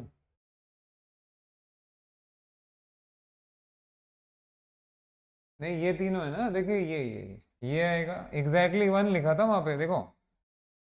Exactly 1 लिखा है, एटलीस्ट 1 नहीं लिखा। एक ही चाहिए मुझे। यही तो, और करना क्या होता है परम्यूटेशन कॉम्बिनेशन में, प्रोबेबिलिटी में? यही तो देखना होता है कि क्या पूछे, है ना? बेटा क्लियर है ना ये डायग्राम के माध्यम से? ग्रेट। अब आइए जरा इस पे। हाँ जी, probability of no letter at the correct address. एक मिनट एक मिनट एक मिनट, ऐसे लग रहा है आपको जैसे यहाँ 1/6 हुआ, यहाँ भी 1/6 हो जाएगा। भैया चीज़ें इतनी आसान नहीं है, हर कोई क्लियर कर लेता है एग्जाम। जरा ये पिक्चर देखो। हाँ जी, क्या इसमें yes yes, letters eight the right address गए हुए। यहाँ भी कोई लेटर अपने राइट एड्रेस पे है, लेटर अपने राइट एड्रेस पे है, लेटर अपने राइट एड्रेस पे है, लेकिन यहाँ तो आ गया समझ में। No letter is going to its right address, no letter is going to its right address. Hello, is that clear? तो 6 में से ऐसा कितनी बार हुआ? तो आपको क्या लग रहा है, कोई भी ये क्वेश्चन ऐसे ही कर लेगा? मजाक लगा रखा है, मजाक समझ रखा है। इसी को तो कहते हैं counting. Just wait for a second, wait. क्योंकि आप दोनों स्टूडेंट्स ने अपनी लाइफ में मैथ्स पढ़ा है, थोड़ा सा पढ़ा है या नहीं पढ़ा है? ग्रुप थ्योरी पढ़ा है? बेटा बोलो हाँ, पढ़ा है। ग्रुप थ्योरी में परम्यूटेशन पढ़ा है? डरो मत, बस हाँ या ना में जवाब दो। बेटा परम्यूटेशन में आप एक चीज पढ़ते थे, S3। ये मैंने S3 लिखा है बेसिकली। मैं क्या करूँ भैया, बताना तो पड़ेगा ना आपको। जिन्होंने नहीं पढ़ा है परम्यूटेशन ग्रुप थ्री वाला, भैया हाथ जोड़ के प्रार्थना है, इसको देखो मत, आपको समझ में आ गया होगा। तरीका मैंने बता दी, बहुत अच्छा तरीका बता दी मैंने। बट जिन्होंने परम्यूटेशन पढ़ा हुआ है ग्रुप थ्री वाला, बेटा S3 is collection of all 1 1 onto mappings of 3 elements. ये 3 एलिमेंट्स में कौन कौन सी 1 1 ऑन टू मैपिंग्स हो सकती हैं? तो पहले आइडेंटिटी आता है, फिर 1 2 आता है, फिर 1 3 आता है, फिर 2 3 आता है, फिर 1 2 3 आता है, एंड देन 1 3 2 आता है। कुछ ऐसा पढ़ा था आपने S3 में? अरे हाँ तो बोलो। ये वही है, ये वही है। If you can relate, well and good. If you cannot relate, go with logic. ठीक है, ज्यादा नहीं जाऊंगा क्योंकि स्टैट्स वाले बच्चे देखेंगे वो तो वैसे ही डिप्रेशन में चले जाएंगे, इसलिए छोड़ो उसको। बेटा इज दैट क्लियर? समझ में आ गया? समझ में आ गया आपको ये? हाँ, मैं यही कह रहा था आपको कि वो 12th क्लास वाले प्रोबेबिलिटी पे ज़्यादा वो करने की ज़रूरत नहीं, बीच बीच में आता है, ऐसे आता रहेगा, आएगा ही आएगा। अब क्या आप कॉपी करना चाहेंगे?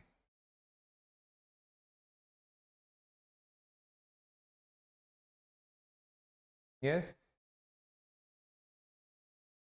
कर लीजिए, कर लीजिए। एक सेकंड रुको, मेरे को आवाज़ नहीं आ रही आपकी, प्लीज़ वेट। हाँ जी, अब बोलिए।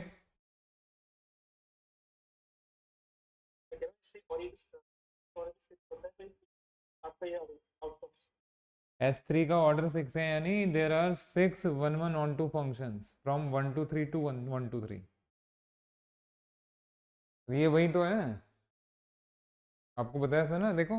ये जो आपने क्रिएट कर दिया 1 1, तो ऑन टू तो अपने आप ही हो जाएगा, क्योंकि यहाँ भी 3 है, यहाँ भी 3 है, कुछ और हो ही नहीं सकता, रिपीटेशन आएगा ही नहीं।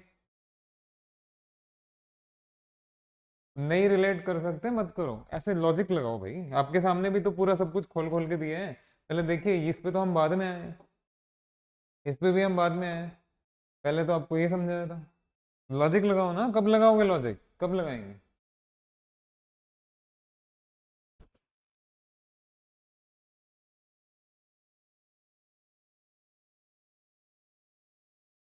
क्वेश्चन समझ में आ गया? काम समझ में आ गया आपको, या काम तमाम हो गया? काम हो गया, गुड, काम ही होना चाहिए। नेक्स्ट थिंग, हाँ जी, अगला आइए। अब आपको सब कुछ दिखा दिया गया बेटा, क्लासिकल प्रोबेबिलिटी भी बता दिया, बेसिक प्रोबेबिलिटी भी देख ही लिया आपने कि कैसे हो सकता है काम, ऐसे ही होगा आगे। अब आइए थोड़ा सा और आगे बढ़ते हैं। आज आज की क्लास का एक बहुत अच्छा टॉपिक हमें टच करना है, इंडिपेंडेंट इवेंट्स क्या होते हैं, independent events. Give me 1 second. Hello hello hello hello hello.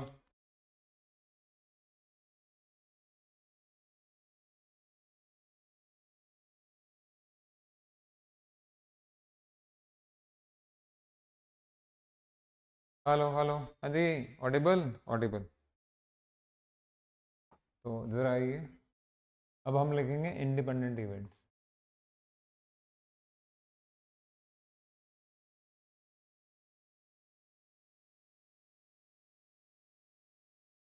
भाई बहुत अच्छा टॉपिक है, सारे टॉपिक्स अच्छे हैं, देख ही लिया आपने। शुरू शुरू में तो आपको लग रहा होगा पता नहीं क्या पढ़ा रहे हैं। भाई गाड़ी आप फास्ट चला रहे हैं, अगर इनका अंडर कंट्रोल है तो बहुत अच्छी चलेगी। आओ ज़रा, इंडिपेंडेंट इवेंट्स क्या होते हैं बेटा? दो इवेंट्स लीजिए, ए एंड बी, तो लिखिए ज़रा, A and B are independent. देखिए, इंडिपेंडेंट रैंडम वेरिएबल नहीं है, इंडिपेंडेंट इवेंट्स हैं। तो this is if and only if A and B are independent if and only if, can you please tell me, मैं time खराब करने के mood में नहीं हूँ बिल्कुल भी। Occurrence of A will not affect the probability of B and vice versa। हाँ जी, ये E double F E C T होना चाहिए या A double F E C T होना चाहिए? क्या होना चाहिए? ए होना चाहिए तो ए लिख लीजिए भाई, ई होना चाहिए तो ई लिख लीजिए, जो अच्छा लगे आपको।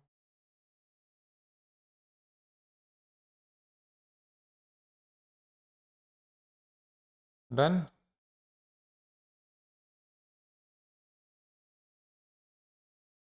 बेटा इसका क्या मतलब? नहीं नहीं, ऐसे नहीं, ऐसे थोड़े ना, यस बोलने से यस थोड़े ना हो जाएगा। ये यस बोलने से यस हो गया, या किसी बुक में आपने सॉल्यूशन देख लिया और आपको समझ में आ गया? कभी समझ में आएगा ही नहीं जब तक घुसोगे नहीं अंदर। क्या कह रहे हैं सर? इधर आओ जरा, क्या कह रहे हैं बताते हैं आपको। बेटा इसका क्या मीनिंग है इसका? Just wait for a second. हाँ बोलो, क्या कह रहे थे?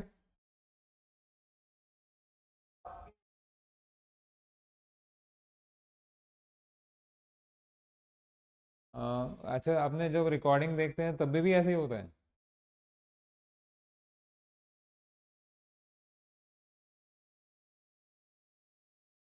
नहीं होगा, कोई बात नहीं, कोई बात नहीं, कोई वो रिकॉर्डिंग में आएगा नहीं, वो शायद वो रिकॉर्ड करते टाइम ऐसे कभी कभी हो जाता है। बाकी सब सही चल रहा है ना? बाकी ऑडिबल विजिबल है ना? हाँ अभी करो, मैनेज करो यार, हो जाता होगा। अभी ये आपको नजर आ रहा है बेटा, A and B are independent का मतलब ए के होने से बी पे फर्क ना पड़े और बी के होने से ए पे फर्क ना पड़े, यानी एक का प्रोबेबिलिटी दूसरे की वजह से इफेक्ट ना करे। जरा इधर आइए, दैट मीन्स हाँ जी, A and B are independent, this is if and only. बेटा जरा 12th क्लास तो याद करो, और ये बताओ ये क्या होता है, क्या होता है? हाँ, और फॉर्मूला?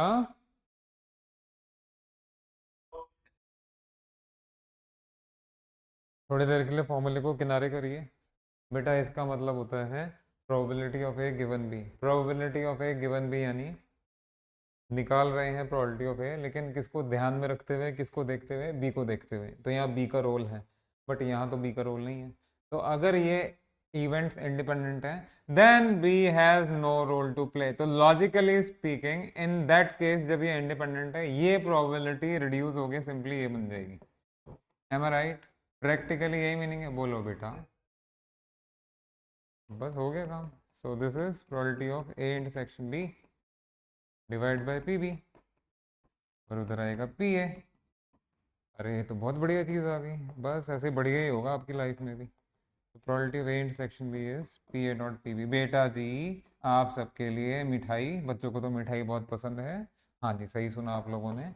बेटा आज के बाद, आज से पहले भी था लेकिन आज के बाद, A and B are independent अगर आप बोल रहे हैं, if you are saying that A and B are independent.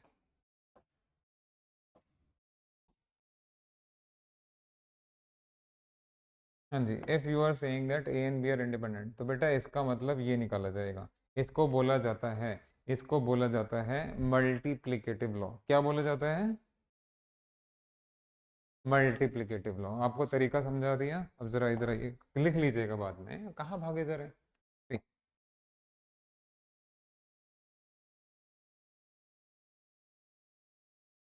Events A and B are independent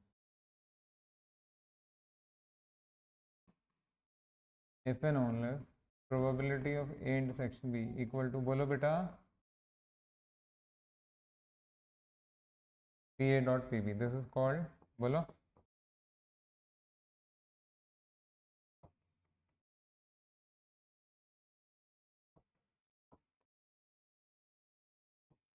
is that clear? चलिए बढ़िया। अब ये बताइए, सामने देख के आप लोग बताइएगा, आप सब लोग जो भी बैठे हुए। बेटा A and B are independent means probability of A intersection B is P A dot P B. What will be the meaning of A and C are independent? A and सी,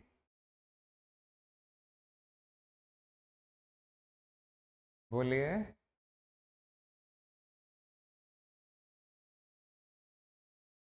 हाँ जी, probability of A intersection C will be P A dot P C. बढ़िया, बहुत अच्छी बात है। अब एक internationally acclaimed question which is important by all means. देखिए, if by chance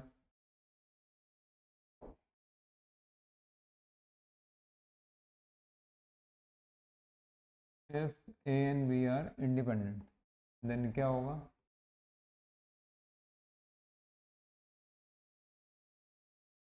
then number one, भैया क्वेश्चन याद कर लेना, मैं तो प्रूफ कराऊंगा, ये आपको सॉल्यूशन कराएंगे। पहला, number one, A and B complement are independent. Number two, A complement and B are independent.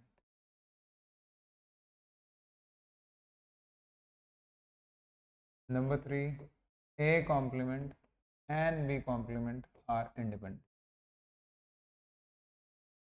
Yes, तैयार है आप तीनों चीज़ें करने के लिए? ज़रा साथ आइए प्लीज़। लॉजिक का साथ किसी भी स्थिति में नहीं छोड़ेंगे। बेटा अभी आपने देखा कि अगर एक्स वाई दो दो इवेंट्स इंडिपेंडेंट हैं, तो इसका तो ये मतलब होता है ना कि probability of X intersection Y वो किसके बराबर होगा मेरे बेटा? P X multiplied with P Y. Am I right? तो अगर ये ए है और ये बी कॉम्प्लीमेंट है एंड ये इंडिपेंडेंट है, तो क्या होना चाहिए? इसका क्या मीनिंग होना चाहिए? बेटा कुछ बोलोगे या नहीं बोलोगे यार, या दुखी करके जाओगे? Probability of A multiplied with, हाँ बहुत बढ़िया। अब इधर आ जाइए, solution. Consider probability of A intersection B complement. हाँ जी, किसके बराबर होता है? You are not not even aware कि कब आफत आपके सिर पे आके खड़ी हो गई। अरे कहाँ की आफत है यार, सब कुछ तो करा दिया, बट अवेयरनेस नहीं है। बेटा देखिए जरा यहाँ, हाँ बिल्कुल सही चीज़ निकली ना। अब ये रहे ना, ये देखो सामने खड़ा है। Difference theorem, probability of A minus B is this thing, but A minus B को आप क्या लिख सकते हैं? A intersection B complement. अब वो आपको समय पे याद ही नहीं आएगा तो किसकी गलती है? अगर आपको टाइम से याद नहीं आएगा तो आपकी गलती है ना। आओ जरा, तो consider probability of A intersection B complement. I hope you are here. आओ मेरे प्यारे प्यारे बेटा। हाँ जी, this is probability of A minus B. बेटा वो क्या होता है? बेटा वो क्या होता है? Probability of A minus probability of A intersection B. ऊपर चलिए, अरे ये वाला ऊपर बाबा। ए और बी तो इंडिपेंडेंट दिए हुए हैं, अगर ये इंडिपेंडेंट दिए हुए हैं तो यहाँ लगेगा multiplicative law, law of the present. तो this is P A dot P B. क्या कॉमन निकालेंगे मेरे बेटा? पी ए कॉमन निकालिए, अंदर क्या बचेगा मेरे बेटा? 1 - पी बी। हाँ जी, व्हाट इज 1 - अरे भाई साहब, ये तो मजाक मजाक में ही आपका काम हो गया। हो गया या नहीं हो गया, बोलिए। देखो मजा आ गया ना। A and B complement are independent. बेटा क्या इसी तरीके से सेकंड पार्ट नहीं हो जाएगा? बोलो। हो जाएगा तो कर लीजिए, अभी रुकिए, ठहरिए ठहरिए, पूरा कर लीजिएगा। बेटा यहाँ जरूरत पड़ी है आपको, here we have A minus B. ये ए माइनस बी है, ए माइनस बी दिख रहा है आपको साफ साफ। बट यहाँ क्या होगा, ए माइनस बी या बी माइनस है? बी माइनस है, because it will be A complement intersection B, या फिर इसको बी इंटरसेक्शन ए कॉम्प्लीमेंट की शक्ल दे दीजिए और ये बन गया आपका बी माइनस, हो जाएगा सेम। हाँ इसको कर लेना इसको। अब ज़रा लास्ट वाले पे आइए।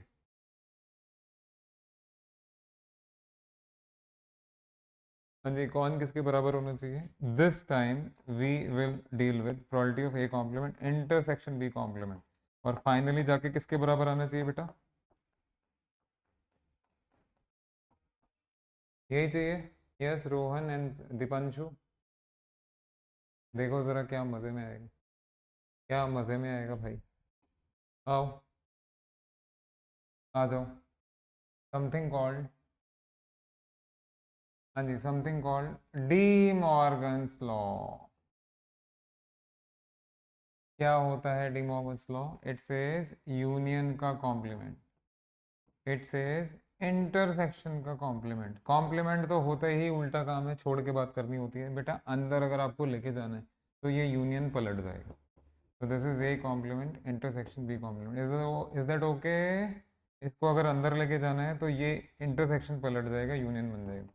तो डी मॉर्गन्स लॉ यूनियन को इंटरसेक्शन में और इंटरसेक्शन को यूनियन में कन्वर्ट कर देता है। Hello, thank you very much. आइए मैं थर्ड वाले का प्रूफ करवा रहा हूँ बेटा। कंसिडर, जरा साथ देना। Consider probability of A complement intersection B complement. बेटा ये क्या चीज़ है? What is this I am asking? A complement intersection B complement. अब क्या करोगे, क्या करोगे बताओ? Is it same as, is it same as?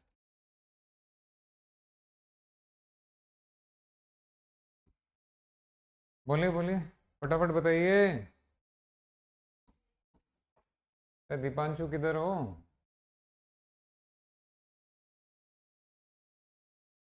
Deepanshu,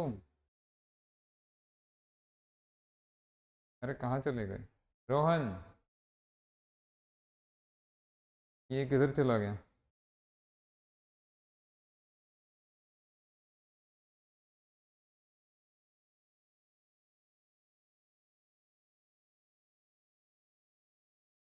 नहीं है, अच्छा इसने माइक बंद किया हुआ है। Hello Deepanshu, are you there?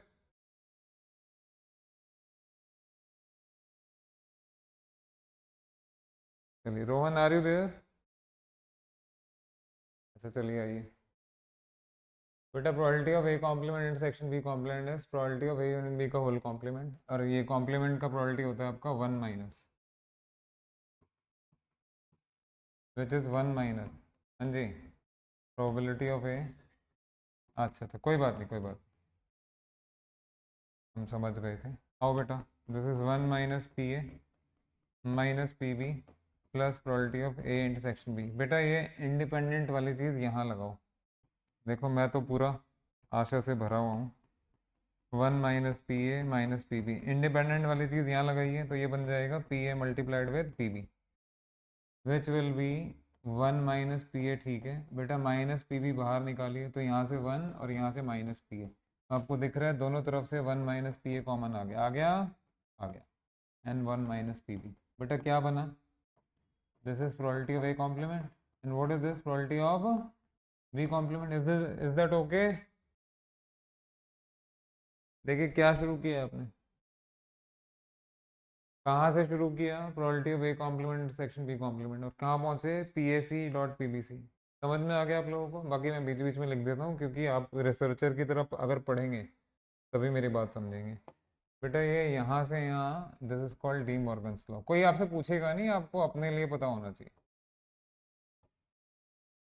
यहाँ से यहाँ तो कुछ नहीं है, बाकी सब चल रहा है। ये इंटरसेक्शन को आपने मल्टीप्लाई करके कैसे लिख दिया, इंडिपेंडेंट।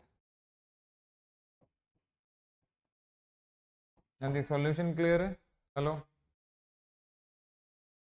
बेटा, क्वेश्चन क्या बनेगा, या जब कभी भी आया है क्या बन के आया है, और डायरेक्टली इनडायरेक्टली क्या बन के आया, सुनो बेटा। If two events are independent, अगर दो इवेंट्स इंडिपेंडेंट हैं, देन जरा लास्ट पार्ट पे आइए, उनके कॉम्प्लीमेंट्स भी इंडिपेंडेंट होंगे। ये ट्रू है या फॉल्स है? If two events are independent then their complements are also independent. True और फॉल्स? ट्रू और फॉल्स? ट्रू। कैसे? अरे इतना सुंदर प्रूफ दे दिया तुम यार, कमाल कर रहे हो। ऐसे थोड़ा ना किसी किताब से आपने ट्रू फॉल्स पढ़ लिया, अपने हाथ से किए ट्रू।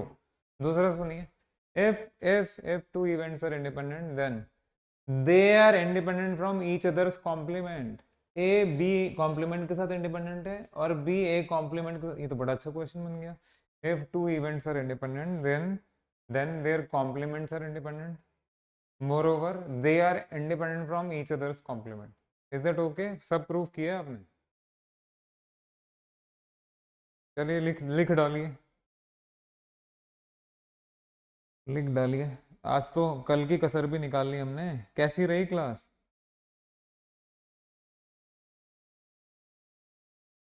थोड़ा अपने फ्रेंड्स को भी रिकमेंड कर दीजिएगा अगर बढ़िया लगा आपको। ऐसे ही होगा भाई, हर क्लास में ऐसे ही होगा, हर क्लास में ऐसे ही होना है।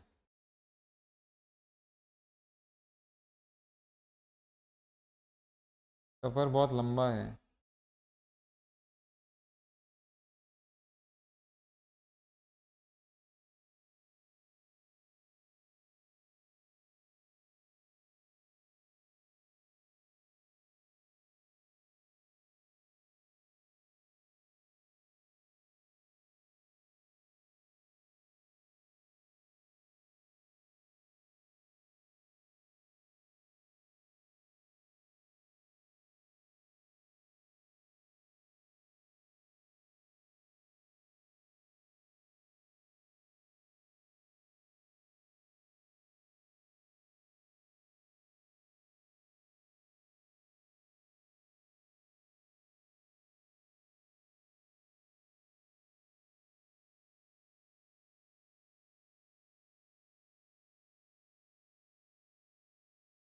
हो गया बेटा?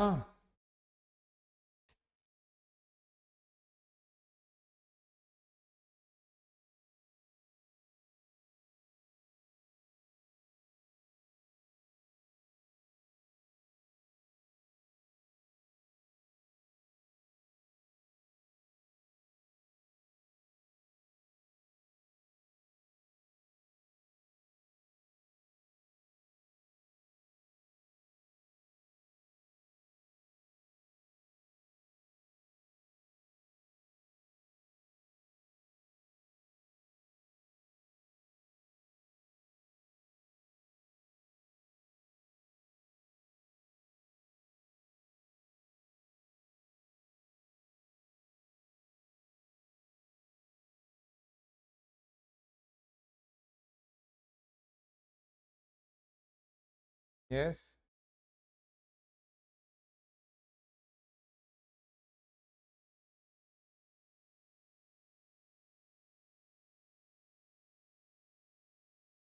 हेलो।